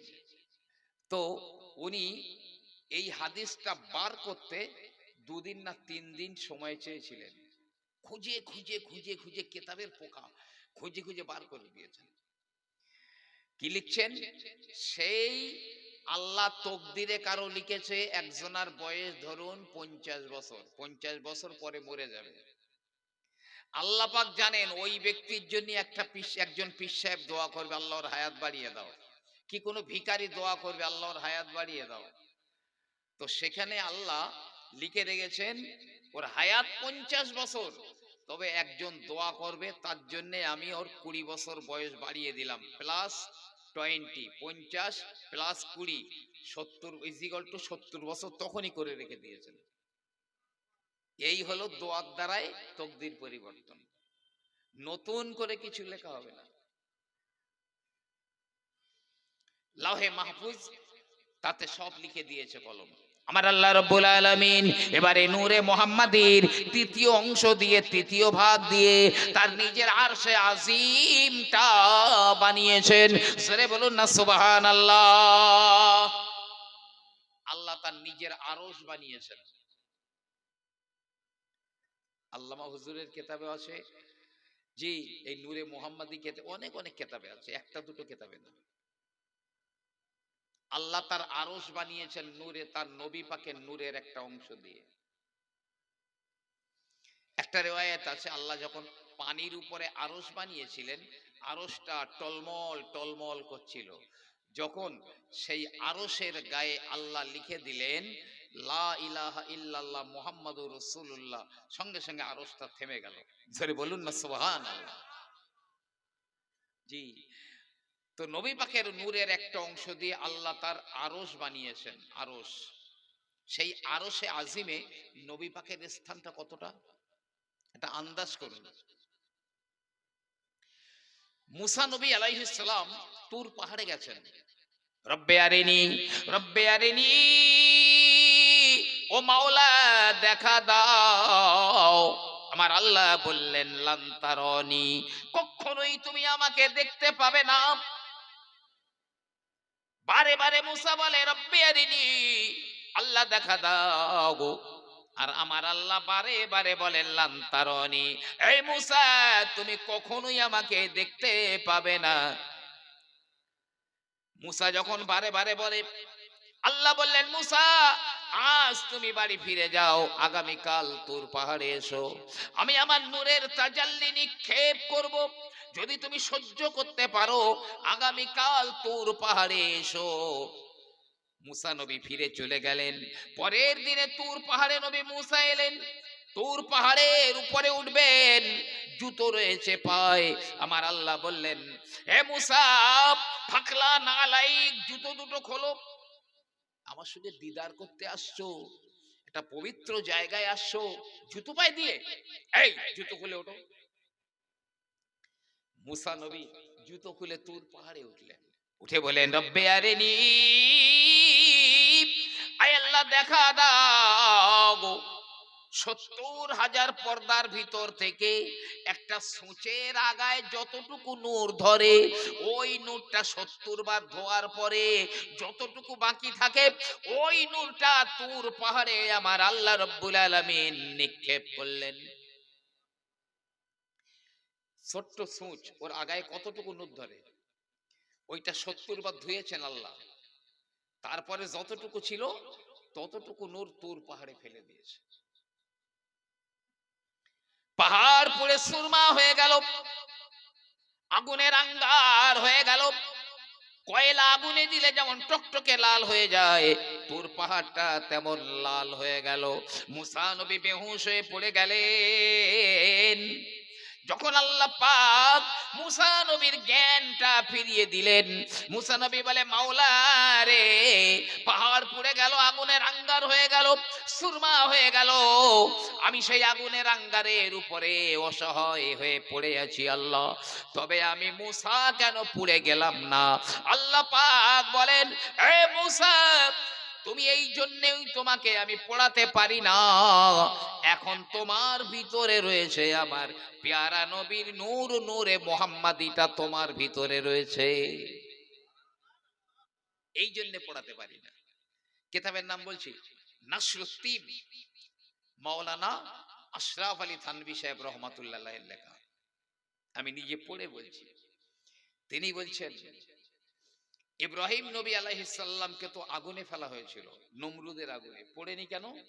তখন ইব্রাহিম আলাইহিস সালামের ভিতরে ছিল নূরে মোহাম্মদী, এই জন্য। ইসমাইল জবিহুল্লাহর গলায় তার পিতা নবী ইব্রাহিম ধারালো ছুরি দিয়ে বারে বারে ওয়ার করে, কিন্তু গলা কাটে না, কেন কাটলো না? তখন ওই ইসমাইল আলাইহিস সালামের ভিতরে ছিল নূরে মোহাম্মদী। নূহ নবীর প্লাবনে জাহাজ কেন ডুবে গেল না? তখন নূহ নবীর ভিতরে ছিল নূরে মোহাম্মদী। আর মুসা নবী তুর পাহাড়ে পুড়ে গেলেন না, তখন তার ভিতরে ছিল নূরে মোহাম্মদী। আচ্ছা, মুসা নবী আল্লাহকে দেখতে পেয়েছে, একটুখানি ঝলক লেগেছে, চোখে বেহুশ হয়ে গেছে। তাই আল্লামা ইবনে কাসির রহমাতুল্লাহ আলাইহি তার আল বিদায়া ওয়ান নিহায়া কিতাবে লিখছেন, তার পরের 3 বছর যে মুসা নবীর চোখের দিকে তাকাতো সঙ্গে সঙ্গে মরে যেত। এই জন্যে মুসা আলাইহিস সালাম চোখে পটি বেঁধে রাখতেন, পটি বেঁধে রাখতেন, এমনকি তার বিবিও পর্যন্ত তার চোখের দিকে যেন না তাকাতে পারে। আচ্ছা, এই 70,000 পর্দা এটা কত দূর হতে পারে? একটা আন্দাজ করুন। এটা বাংলা বইয়ের নাম বলছি, কে সেজন, লেখক পাকিস্তানের বিখ্যাত মুবাল্লিগ মাওলানা তারিক জামিল। এই মার্কেটে পাওয়া যায় বইটা, কিনে পড়বেন। লাস্টের দিকে তিনি ওই বইটাতে লিখছেন, এই পৃথিবী থেকে প্রথম আসমানের দূরত্ব, খুব মন দিয়ে শুনবেন, প্রথম আসমানের দূরত্ব নবী পাকের ভাষায় 500 বছরের রাস্তা। একটা আরবি ঘোড়া একভাবে যদি একটানা 500 বছর দৌড়ায়, যত দূর যেতে পারে, ওটা 500 বছরের রাস্তা। আর বিজ্ঞানের ভাষায় 9,30,00,000 মাইল। যে আসমানটা আমরা দেখতে পাই, এই আসমানটার নাম হলো রকিয়া, গাঢ় ধোঁয়া দিয়ে তৈরি, গাঢ় ধোঁয়া দিয়ে তৈরি, নাম হলো এর রকিয়া। এই আসমানটা মোটা কত, কোন আসমান কত বড়, ও আলোচনা করতে গেলে ব্রেনে কাজ করবে না। কোন আসমান কত বড়, সব আসমান কিন্তু এই প্রথম আসমানের মতো নয়। জি, তো এই আসমানটা, প্রথম আসমান যেটা দেখতে পাচ্ছি, মোটা কত, এই জমিন থেকে আসমান পর্যন্ত যত দূর, মানে 9,30,00,000 মাইল পরিমাণ মোটা এই আসমানটা দেখতে পাচ্ছি। তার উপরে আবার 9,30,00,000 মাইল ফাঁকা কিছু নাই। আমার আল্লাহ রাব্বুল আলামিন দ্বিতীয় আসমান বানিয়েছেন লোহা দিয়ে, লোহা 9,30,00,000 মাইল পরিমাণ মোটা। তার উপরে আবার 9,30,00,000 মাইল পরিমাণ ফাঁকা। আমার আল্লাহ তৃতীয় আসমানকে তামা দিয়ে বানিয়েছেন, 9,30,00,000 মাইল পরিমাণ মোটা। আবার তার উপরে 9,30,00,000 মাইল ফাঁকা। চতুর্থ আসমানকে আমার আল্লাহ দুধ সাদা রূপা দিয়ে বানিয়েছেন, রূপো, 9,30,00,000 মাইল পরিমাণ মোটা। তার উপরে আবার ফাঁকা অতটা। আমার আল্লাহ পঞ্চম আসমানটাকে লাল সোনা দিয়ে বানিয়েছেন, লাল সোনা, 9,30,00,000 মাইল পরিমাণ মোটা।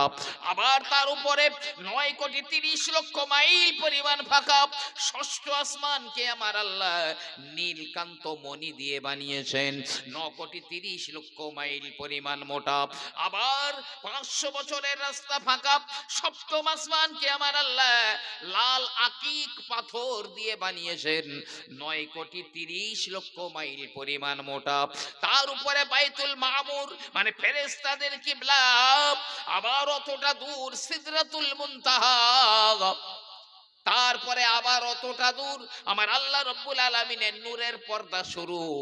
একটা পর্দা থেকে আর একটা পর্দার দূরত্ব হলো 9,30,00,000 মাইল, আর এক একটা পর্দা মোটা হলো 9,30,00,000 মাইল। সেখান থেকে সূচের আগায় যতটুকু নূর ধরে 70 বার ধোয়ার পরে তুর পাহাড়ে ফেলেছেন। মুসা নবী তো দেখতেই পাইনি, পাহাড় পুড়ে গেল। কিন্তু প্রিয় নবী সাল্লাল্লাহু আলাইহি ওয়াসাল্লাম যেদিন মেরাজ চলে যান, আমার আল্লাহ পাকের আরশে আজিমের ধারে চলে গেলেন। রব্বুল আলামিন বলেন, হাবিব গো, এ আমার বন্ধু চলে আসেন, আমার আরশে আজিমের উপরে চলে আসেন। নবী আমার আরশের উপরে উঠবার আগে মনে মনে চিন্তা করেন, মুসা নবী তো তুর পাহাড়ে উঠছিলেন, আল্লাহ জুতো খুলে উঠতে বলেছিলেন, আমি তো তুর পাহাড়ে নয়, আমি তো আমার আল্লাহর আরশে আজিমের উপরে উঠব, জুতো তো অবশ্যই আমার খুলতে হবে।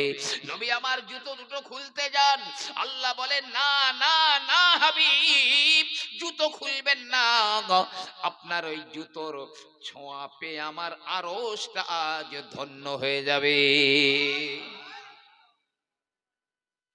জুতো পরে উঠেছিলেন আরশের উপরে, ওই আরশ আমার নবী পাকের নূরের একটা অংশ দিয়ে তৈরি।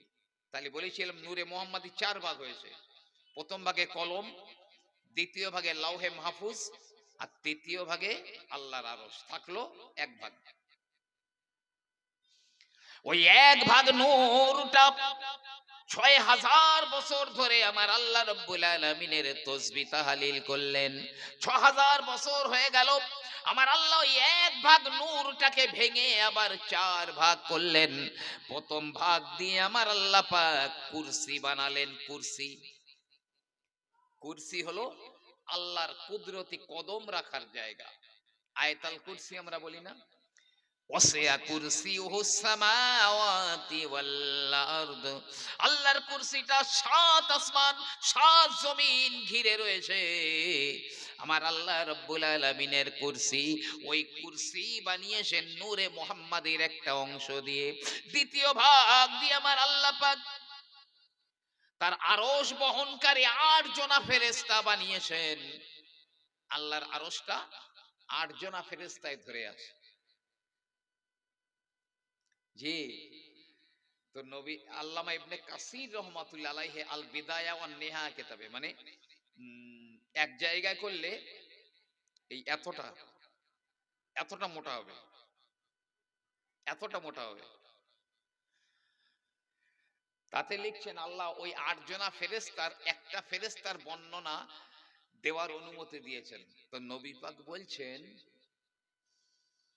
ওই ফেরেশতার এই কানের লতি থেকে, এই কানের লতি থেকে আর এই কাঁধ পর্যন্ত দূরত্ব কত জানেন? 70 বছরের রাস্তা। এই কানের এখান থেকে আর কাঁধ পর্যন্ত 70 বছরের রাস্তা। ওই ফেরেশতা যদি সমুদ্রের এমন গভীর আছে, যদি ওই আপনার ওই হিমালয় পাহাড়টা সেই গর্তে নামিয়ে দেওয়া যায়, হিমালয় পাহাড় ডুবে যাবার পরেও তার উপরে আরো 3 কিলোমিটার পানি থাকবে, সমুদ্রে এত গর্ত আছে। জি, মাওলানা তারিক জামিল সাহেব লিখেছেন। তো বলছে ওই ফেরেশতা যদি ওই রকম একটা গর্তে পা নামিয়ে দেয়, তার পা ভিজবে কতটা?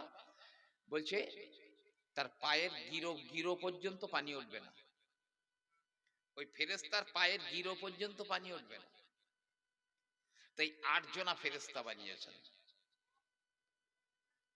তৃতীয় ভাগ দিয়ে আমার আল্লাহ রাব্বুল আলামিন অন্যান্য তামাম ফেরেশতাদের বানিয়েছেন। ফেরেশতা কত কেউ জানে না, কেউ বলতে পারে না, তবে একটা আন্দাজ করুন না।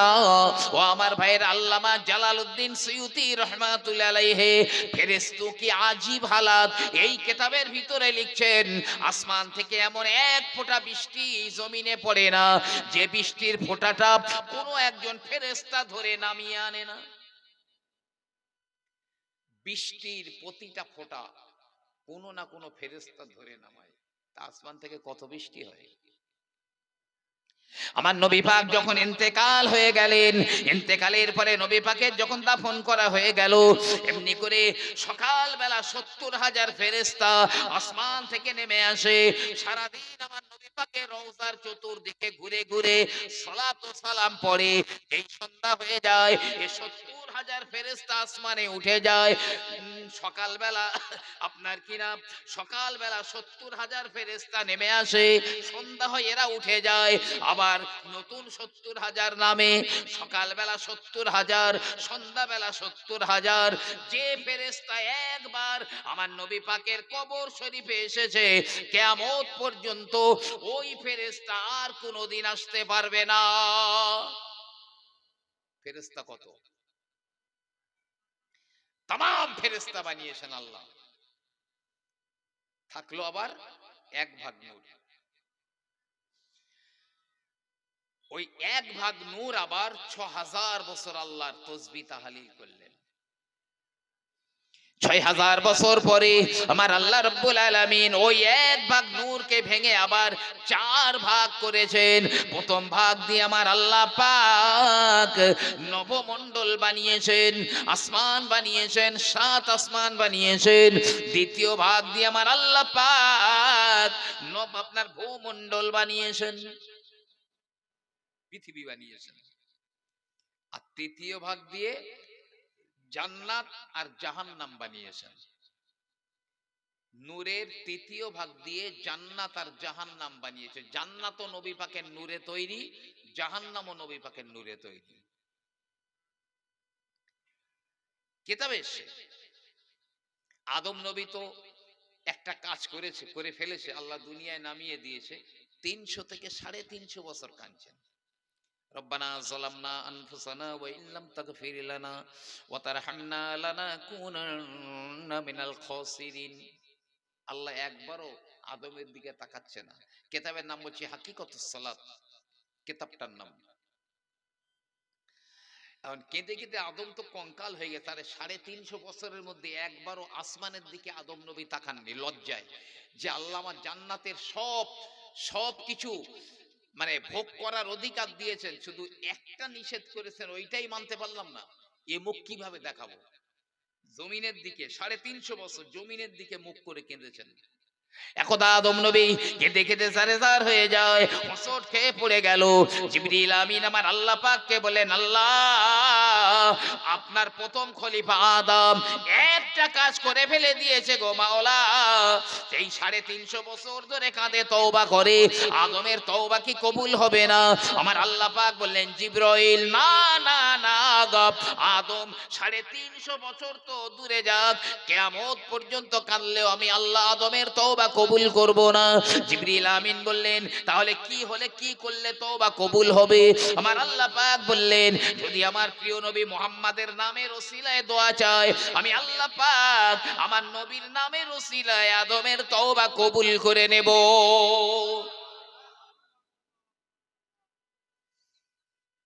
কোরআন পাকে এসছে না, ফাতালাক্কা আদামু মির রাব্বিহি কালিমাতিন ফাতাবা আলাইহি ইন্নাহু হুয়াত তাওয়াবুর তাওয়াবুর রহিম। আল্লাহর কাছ থেকে আদম একটা কথা, একটা কলেমা শিখে নিয়েছিলেন, ওই কলেমার ওসিলা দিয়ে দোয়া চাইলেন, আমার আল্লাহ আদমের তওবা কবুল করে নিলেন। ও আমার ভাইরা, জিবরিল আমিন আদমের কাছে চলে এলো, ও আকুল ইয়া আদম বিহুরমতি হাযিহিল কালিমাতি তাইয়্যিবাতি লা ইলাহা ইল্লাল্লাহু মুহাম্মাদুর রাসূলুল্লাহ। এ আদম, এই রব্বানা যালামনা বলে কাঁদলে তওবা কবুল হবে না, বরং তুমি বলো যে এই কলেমার ওসিলায়, নবী মুহাম্মাদের ওসিলায় দোয়া চাই, আল্লাহ তুমি আমার তওবা কবুল করো। আদম নবী আলাইহিস সালাম কি করলেন? রব্বানা যালামনা বলবার পরে বললেন, বিহুরমতি হাযিহিল কালিমাতি তাইয়্যিবা লা ইলাহা ইল্লাল্লাহ মুহাম্মাদুর রাসূলুল্লাহ। আমার আল্লাহ বললেন, আদম এতদিন আমি তোমার দিকে তাকাই না আদম, তবে তুমি আজ আমার যে নবীর নামের ওসিলায় দোয়া চাইলে, আমি আল্লাহ থাকতে পারি না, আমার রহমতের দুয়ারে জোশ বেঁধে গেল রে আদম, আমি আমার নবীর নামের ওসিলায় তোমার তওবা কবুল করে নিলাম। তবে আল্লাহ একটা প্রশ্ন করলেন, আদম কাইফা আরাফতা মুহাম্মাদান, তুমি মুহাম্মদকে চিনলে কিভাবে? আমি তো এখন তার জিসিম, তার দেহ, তার বডি বানাই না, তুমি চিনলে কিভাবে? আদম বলছে, আল্লাহ যখন আমার মধ্যে রূহ দিয়েছিলেন, তো আমি তখন মাথা উঁচু করেছিলাম, মাথা উঁচু করে দেখি আপনার আরশে আজিমের প্রত্যেকটা পায়ায় লেখা আছে লা ইলাহা ইল্লাল্লাহ মুহাম্মাদুর রাসূলুল্লাহ। জান্নাতের দরজায়, জান্নাতের পর্দায়, জান্নাতের গেটে, জান্নাতের পাতায় পাতায়, হুরেদের সিনায় সিনায় একদিকে লা ইলাহা ইল্লাল্লাহ, অপরদিকে মুহাম্মাদুর রাসূলুল্লাহ। এমনকি প্রত্যেক ফেরেশতার চোখের মনিতে মুহাম্মদ লেখা রয়েছে। আমি সেদিন চিন্তা করেছিলাম, নিশ্চয়ই এই মুহাম্মদ আল্লাহর কোনো প্রিয়জন হবেন, তাই এই বিপদকালীন ওই মুহাম্মাদের নামের ওসিলায় দোয়া চেয়েছি। আমার আল্লাহ পাক বললেন, সাদ্দাকতা ইয়া আদম, হে আদম তুমি ঠিক বলেছো, লাউলা মুহাম্মাদুন লামা খলাকতুকা, আমি যদি মুহাম্মাদকে না বানাতাম তো তোমাকে বানাতাম না। লাউলা মুহাম্মাদুন লামা খলাকতুল জান্নাতা ওয়ান নার, আমি যদি মুহাম্মাদকে না বানাতাম আমি জান্নাত ও জাহান্নাম বানাতাম না। ওই নূরের তৃতীয় ভাগ দিয়ে জান্নাত আর জাহান্নাম বানিয়েছেন। থাকলো আবার এক ভাগ নূর, এক ভাগ নূর থাকলো। ওই নূর আবার ৬০০০ বছর আল্লাহ তসবিহ পাঠ করলেন।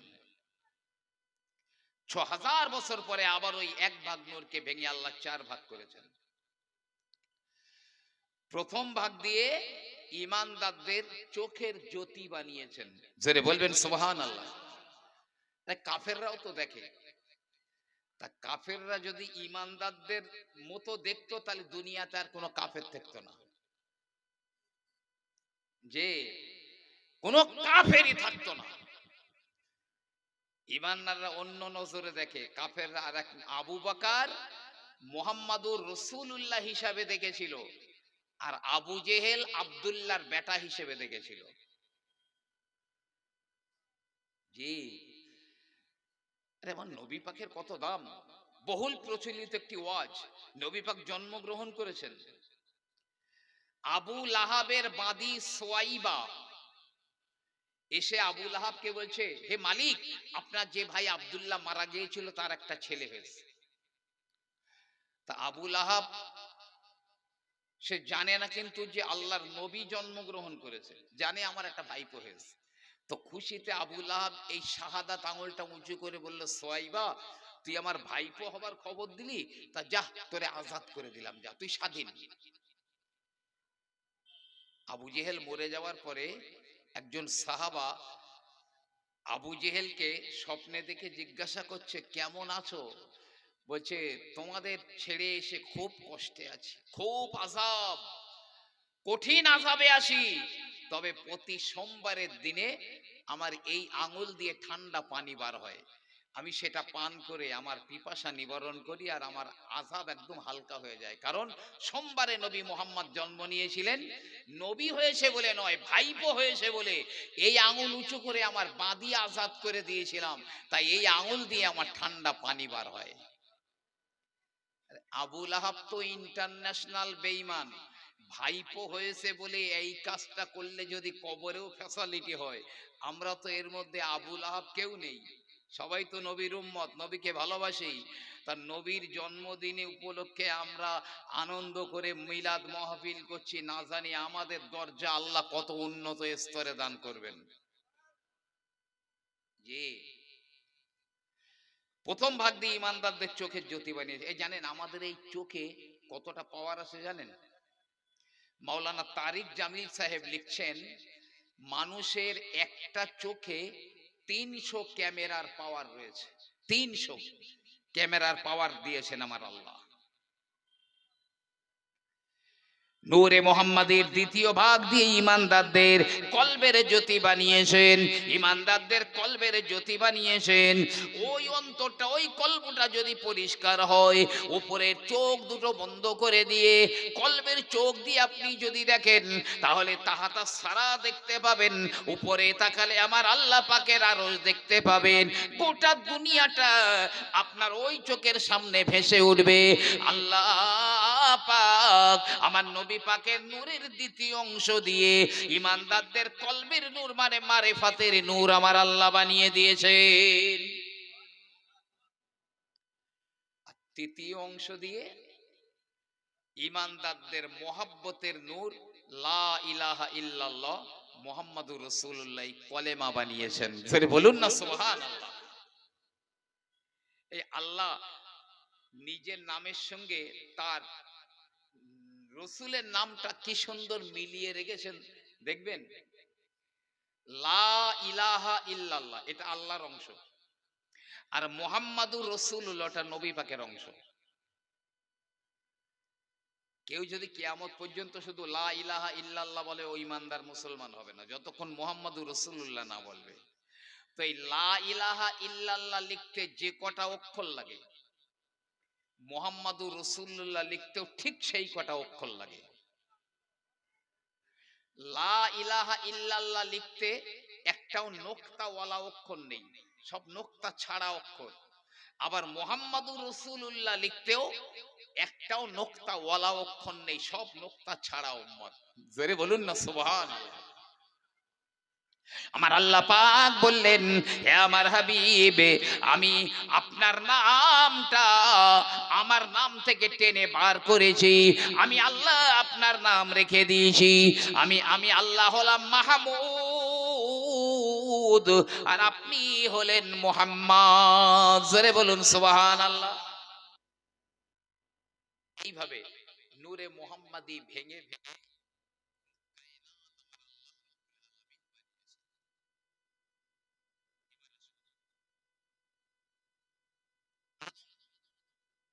আলাইহিস সালামের মধ্যে আল্লাহ রূহ দিয়ে দিলেন, রূহ দিয়ে দিলেন। তো আদম দাঁড়িয়ে আছে, আর আল্লাহর তামাম ফেরেশতারা আদমের পিছনে লাইন দিয়ে খুব আদবের সঙ্গে দাঁড়িয়ে আদমের পিঠের দিকে সব তাকিয়ে রয়েছে। আল্লামা কারামত আলী জৌনপুরী সাহেব হুজুর লিখছেন, তো আদম বলছেন, আল্লাহ এই ফেরেশতারা আমার পিছনে এইভাবে এত আদবের সঙ্গে দাঁড়িয়ে আছে, কি দেখছে? আমার আল্লাহ পাক বললেন, আদম তোমার পিঠের শীত দাঁড়াতে আমি আমার পেয়ারা হাবিবের নূরটা, নূরে মুহাম্মাদিটা আমি স্থাপন করে দিয়েছি। আমার ফেরেশতারা ওই নূরে মুহাম্মাদিকে দেখছে। আদম বলছে, আল্লাহ ও নূর আমার পিছনে কেন, আমার সামনে এনে দাও, আমার সামনে এনে দাও। আল্লাহ আদমের পিছন থেকে নূরটা আদমের আননে কপালে এনে দিলেন। কপালে নূরে মুহাম্মাদি চমকাচ্ছে, পিছনের ফেরেশতারা সব সামনে চলে এসে আদমের কপালের দিকে তাকিয়ে। আদম নবী আলাইহিস সালাম বললেন, আল্লাহ পাক ফেরেশতারা দেখে নূরে মুহাম্মাদি, আমি কেন দেখি না? ওই নূরটা আমার এমন এক জায়গায় এনে দাও গো মাওলা, আমি আদম যেন নূরটাকে দেখতে পাই। আমার আল্লাহ রব্বুল আলামিন আদমের কপাল থেকে নূরটা নিয়ে আদম আলাইহিস সালামের শাহাদাত আঙ্গুলের মাথায় নখের উপরে এনে দিলেন। নূরে মুহাম্মাদি আদমের শাহাদাত আঙ্গুলের উপরে জল জল জল জল করছে, তসবিহ পড়ছে। এই জন্য এই আঙ্গুলটার আরেকটা নাম আছে, মুসাব্বিয়া। আমরা শাহাদাত আঙ্গুল বলি, ঠিকই আছে, তবে আরো একটা নাম আছে মুসাব্বিয়া। তো আদম বলছে, আল্লাহ এই নূরের আর কোনো অংশ আছে? বলে হ্যাঁ, আমার সাহাবাদের, আমার নবীর সাহাবাদের অংশ আছে। তো আল্লাহ ওই বাকি নূরগুলো আমার বাকি আঙ্গুলে এনে দাও। পরের আঙ্গুলে আবু বকর সিদ্দিকের নূর, তারপরের আঙ্গুলে হযরত ওমরের নূর, তারপরের আঙ্গুলে হযরত ওসমানের নূর, আর বৃদ্ধা অঙ্গুলিতে হযরত আলী রাদিয়াল্লাহু তাআলা আনহুর নূর এনে দিলেন। এবার সব ওই পাঁচটা আঙ্গুলে পাঁচটা নূর থাকলো। লাম্মা কদারাল্লাহুল ইজতিমা বাইনা আদামা ওয়া হাওয়া আরসালাল্লাহু নাহারান ইলাল জান্নাহ, আরসালাল্লাহু নাহারান ইলাল আরাফাতি মিনাল জান্নাহ। আদম আর হাওয়ার তাকদীর অনুযায়ী আরাফার ময়দানে যখন দেখা হয়ে গেল আরসালাল্লাহু নাহারান মিনাল জান্নাতি ইলা আরাফাত, আমার আল্লাহ পাক জান্নাতের ভিতর থেকে আরাফার ময়দানে একটা নদী নামিয়ে দিলেন। জান্নাত থেকে একটা নদী আরাফার ময়দানে আল্লাহ নামিয়ে দিলেন যখন আদম আর হাওয়ার সঙ্গে দেখা হয়ে গেল। যে কেন নামিয়েছেন? আদমের জন্য নয়, কিন্তু হাওয়ার জন্যও নয়, নামিয়েছেন আমার নবী পাকের সম্মানে। কিভাবে? কিভাবে? এক্ষুনি আদমের কাছে যে পাঁচটা নূর ছিল, ওই পাঁচটা নূর এক্ষুনি আদম থেকে ট্রান্সফার হয়ে আম্মাজান হাওয়ার কাছে চলে যাবে। তা আদম তো আজ 350 বছর আছে রব্বানা যালামনা বলে, তার নূরটা কি বিনা গোসলে যাবে? গোসল করো, ওযু করো, তবে নূরটা চালাও অন্য জায়গায়। ফাগতাসালা আদম ওয়াগাসসা হাওয়া, আদম আলাইহিস সালাম ওই নদীতে গোসল করে নিলেন। ফাগাসসা হাওয়া, তারপরে আম্মা জান হাওয়াকে আলিঙ্গন করলেন। ফান্তাকালাতিল আনওয়ারু ইলাইহা, তারপরে নূরগুলো হাওয়ার কাছে চলে গেল। নূর হলো এক বচন, আনোয়ার হলো বহু বচন। নূর এক বচন ওয়াহিদ, আর আনোয়ার এই নূরের জমা, বহু বচন হচ্ছে আনোয়ার। নূরগুলো যেহেতু পাঁচটা নূর, এই জন্য জমা ব্যবহার করা হয়েছে। পাঁচটা নূর আদম থেকে আম্মাজান হাওয়ার কাছে চলে গেল। নবী পাক বলছেন এই পাঁচটা নূর যাদের মাধ্যমে, নারী পুরুষ যাদের মাধ্যমে এসেছে, আমিনা আব্দুল্লাহ, আব্দুল্লাহ থেকে আমিনা, আদম থেকে আব্দুল্লাহ আমিনা পর্যন্ত এর মধ্যে কেউ ব্যভিচারিণী ছিল না, বরং পবিত্র আত্মাদের মধ্য দিয়ে এই নূর মোবারক চলে এসেছে। আমার আল্লাহ রাব্বুল আলামিন আমাকে আব্দুল্লাহর ঔরসে পছন্দ করলেন, আবু বকরকে আবু কুহাফার ঔরসে পছন্দ করলেন, এমনি করে ওমরকে খাত্তাবের ঔরসে পছন্দ করলেন, আর ওসমানকে আফফানের, আর আলীকে আবু তালেবের ঔরসে পছন্দ করলেন। এই নূর চলে এলো। এই মুহাম্মদ নামের মূল্য কত জানেন? শুধু আমার নবী পাকের নামের মূল্য আমি হাদিসগুলো খাতায় টুকে রেখে দিয়েছি। একটা রিওয়ায়াতে আছে, যার নাম আহমদ বা মোহাম্মদ, আহমদ বা মোহাম্মদ, আল্লাহ এদের জাহান্নামে পড়াবেন না। বলুন না সুবহানাল্লাহ। একদম আমার খাতায় নোট করে রেখে দিয়েছি। কিয়ামতের ময়দানে আমার আল্লাহ পাক আমার নবীজিকে ডাকবেন, ইয়া আহমদ, ইয়া মুহাম্মদ বলে ডাকবেন। দুনিয়ায় যাদের নাম আহমদ, যাদের নামগুলো মুহাম্মদ, তারা মনে করবে মনে হয় আল্লাহ আমাকে ডেকেছেন। সবাই মাথা উঁচু করবে। আমার আল্লাহ পাক বলবেন, ও আমার হাবিব গো, আমি তো আপনাকে ডেকেছি, কিন্তু দুনিয়ার আহমদ আর মুহাম্মদ গুলো মাথা উঁচু করেছে। হে আমার হাবিব, আপনার নামের সঙ্গে যাদের নাম রয়েছে, আমি আপনার নামের সম্মানে ওই নামওয়ালাদেরকে জাহান্নামে আমি দেব না।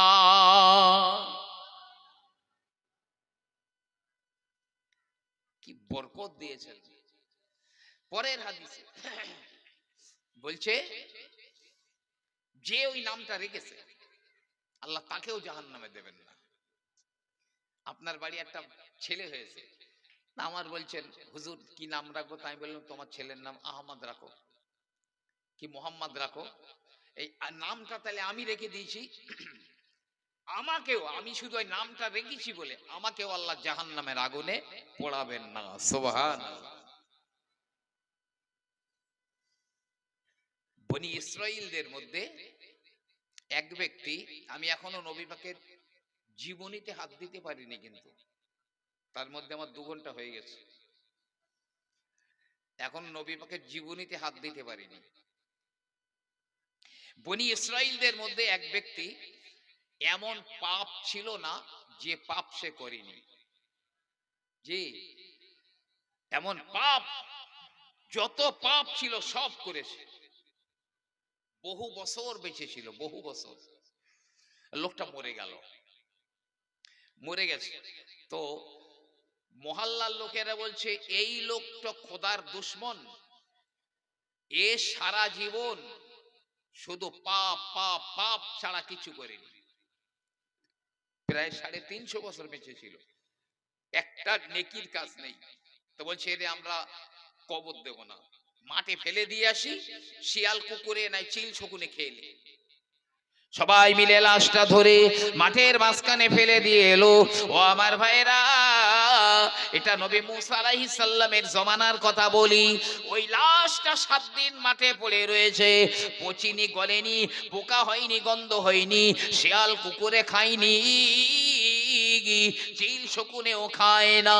এমনি করে 7 দিন পরে আমার আল্লাহ রব্বুল আলামিন ওই মুসা নবী আলাইহিস সালামকে বললেন, ও মুসা, ওই বনি ইসরাইলদের মধ্যে একজন মারা গেছে, লাশটা অমুক জায়গায় পড়ে রয়েছে, লাশটা তুলে এনে গোসল দিয়ে তাকে দাফন কাফন করে দাও। মুসা নবী আলাইহিস সালাম বনি ইসরাইলদের বললেন, এ বনি ইসরাইলেরা, তোদের ভিতরে কেউ কি মারা গেছে নাকি? হুজুর 7 দিন আগে একজন মারা গেছে, লাশ যে মাঠের মাঝখানে ফেলে দিয়েছি। আরে যা লাশ তুলে আন, আদবের সঙ্গে গোসল দাফন কাফন করে দে। বলছি কি বলেন? আমরা ঘৃণায় ওরে ফেলে দিয়েছি, এন পাপ নেই ও করেনি, জীবনে কোনো ভালো কাজ নেই ওর। তো বলছে দেখো আমি তো বলছি না, আল্লাহ বলেছেন বলে তোমাদের বলছি লাশ তুলে আনো। বনি ইসরাইল বলছে হুজুর আল্লাহর একটু জিজ্ঞেস করেন না যে আল্লাহ কেন ওই ব্যক্তিকে এত সম্মান দিয়েছেন। মুসা নবী আলাইহিস সালাম বললেন, আল্লাহ, বনি ইসরাইলেরা বলছে ওই ব্যক্তি তো পাপী ছিল, পাপাচার ছিল, জীবনে কোনো ভালো আমল করে না, তবে কেন এত সম্মান দিলেন? আমার আল্লাহ পাক বলেন, এ মুসা, ওরা ঠিক বলেছে, ওই লোকটা সারা জীবন অন্যায় করেছে, তবে ও যখন তাওরাত কিতাবখানা খুলতো বা কোনো কিতাব খুলে মুহাম্মদ নাম দেখতে পেত, ওই মুহাম্মদ নামে সে আদরের সঙ্গে চুমু খেত। অথবা কোন কোন কিতাবে দেখা যায় ও জীবনে একবার কোন জায়গায় বা কোন কিতাবে মুহাম্মদ নাম দেখতে পেয়েছিল, ওই মুহাম্মদ নামে চুমা খেয়েছিল। আমার পেয়ারা হাবিবের নামে চুমা খাবার জন্য আমি আল্লাহ পাক ওর সারা জীবনের গুনাহগুলো মাফ করে দিলাম। আমলটা কিচ্ছু নেই সারা জীবনে, নবী পাকের নামে একবার চুমু খেয়েছিল, অতটুকু আমল, অতটুকু আমল। ভাই আমাদের মধ্যে অনেকে আমরা বলি যে আমরা যখন মোনাজাত করি আমরা বলি বাহাক্কে লা ইলাহা ইল্লাল্লাহ মুহাম্মাদুর রাসূলুল্লাহ।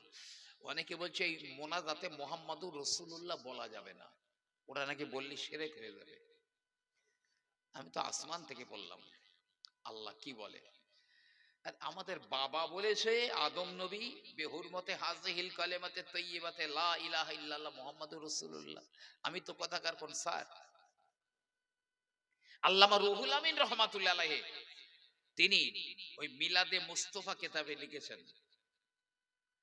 নবী পাক আবু বকরকে বলছে, আবু বকর যাও একটা আংটি বানিয়ে আনো তো। আংটি, ওই আংটির নাগিনায়, মানে উপরে যে সই মতো থাকে ওকে নাগিনা বলে, ওই আংটির নাগিনায় তুমি খোদাই করে আনবে লা ইলাহা ইল্লাল্লাহ।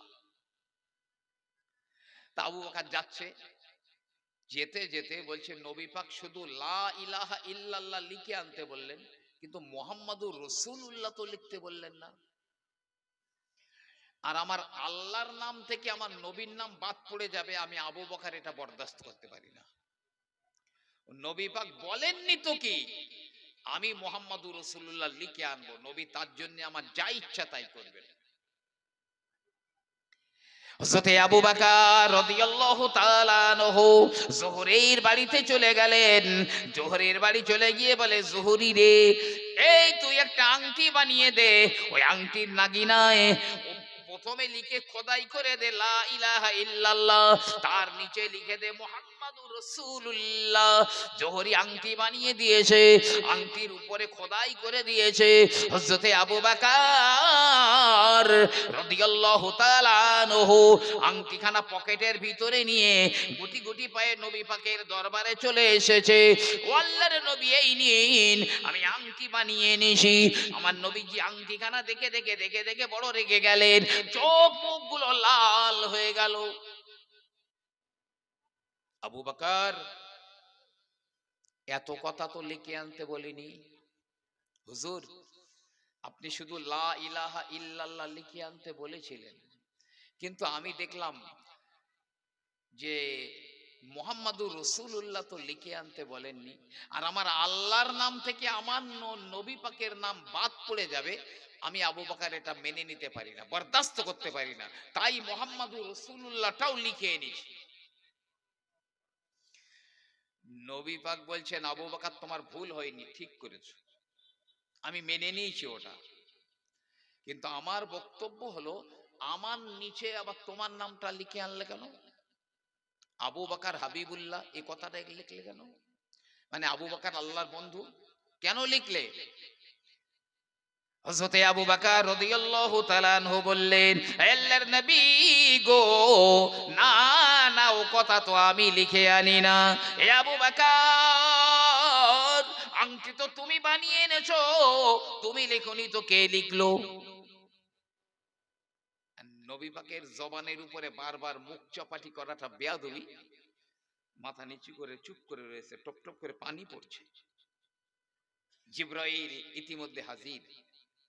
জিবরিল আমিন আলাইহিস সালাম বললেন, ও আল্লাহর নবী গো, ও কথা আবু বকর লিখে না।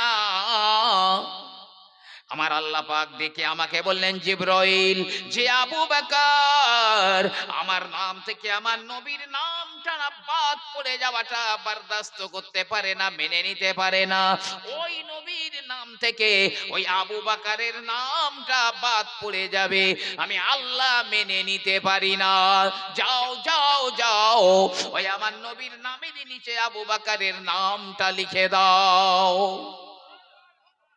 তাই আমি জিবরাইল লিখে দিয়েছি যে আবু বকর হাবিবুল্লাহ। সকলে একটু তাকবীর দেন, নারায়ে তাকবীর। জোরে বলেন না, নারায়ে তাকবীর।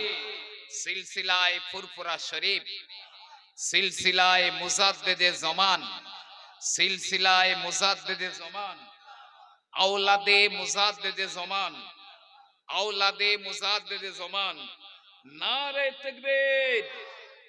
ভাই আমার, আপনারা দীর্ঘক্ষণ ধরে জারি অপেক্ষা করছিলেন, তিনি মাশাআল্লাহ আমাদের মধ্যে তো এসেই গেছেন।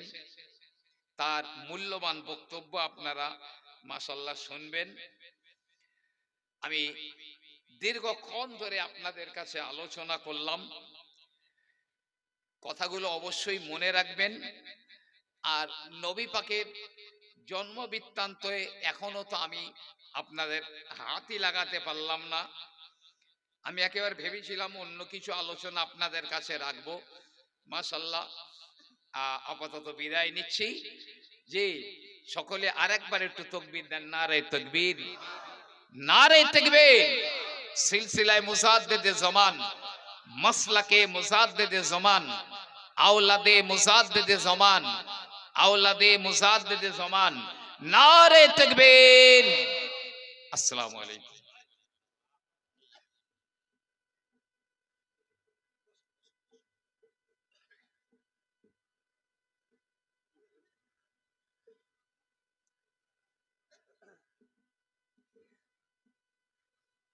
তকবীর দেন, নারায়ে তাকবীর। সবাই মিলে জোরে সোরে নারায়ে তাকবীর, নারায়ে তাকবীর। সিলসিলায়ে ফুরফুরা শরীফ, সিলসিলায়ে ফুরফুরা শরীফ। নারায়ে তাকবীর, নারায়ে তাকবীর, নারায়ে তাকবীর, নারায়ে তাকবীর।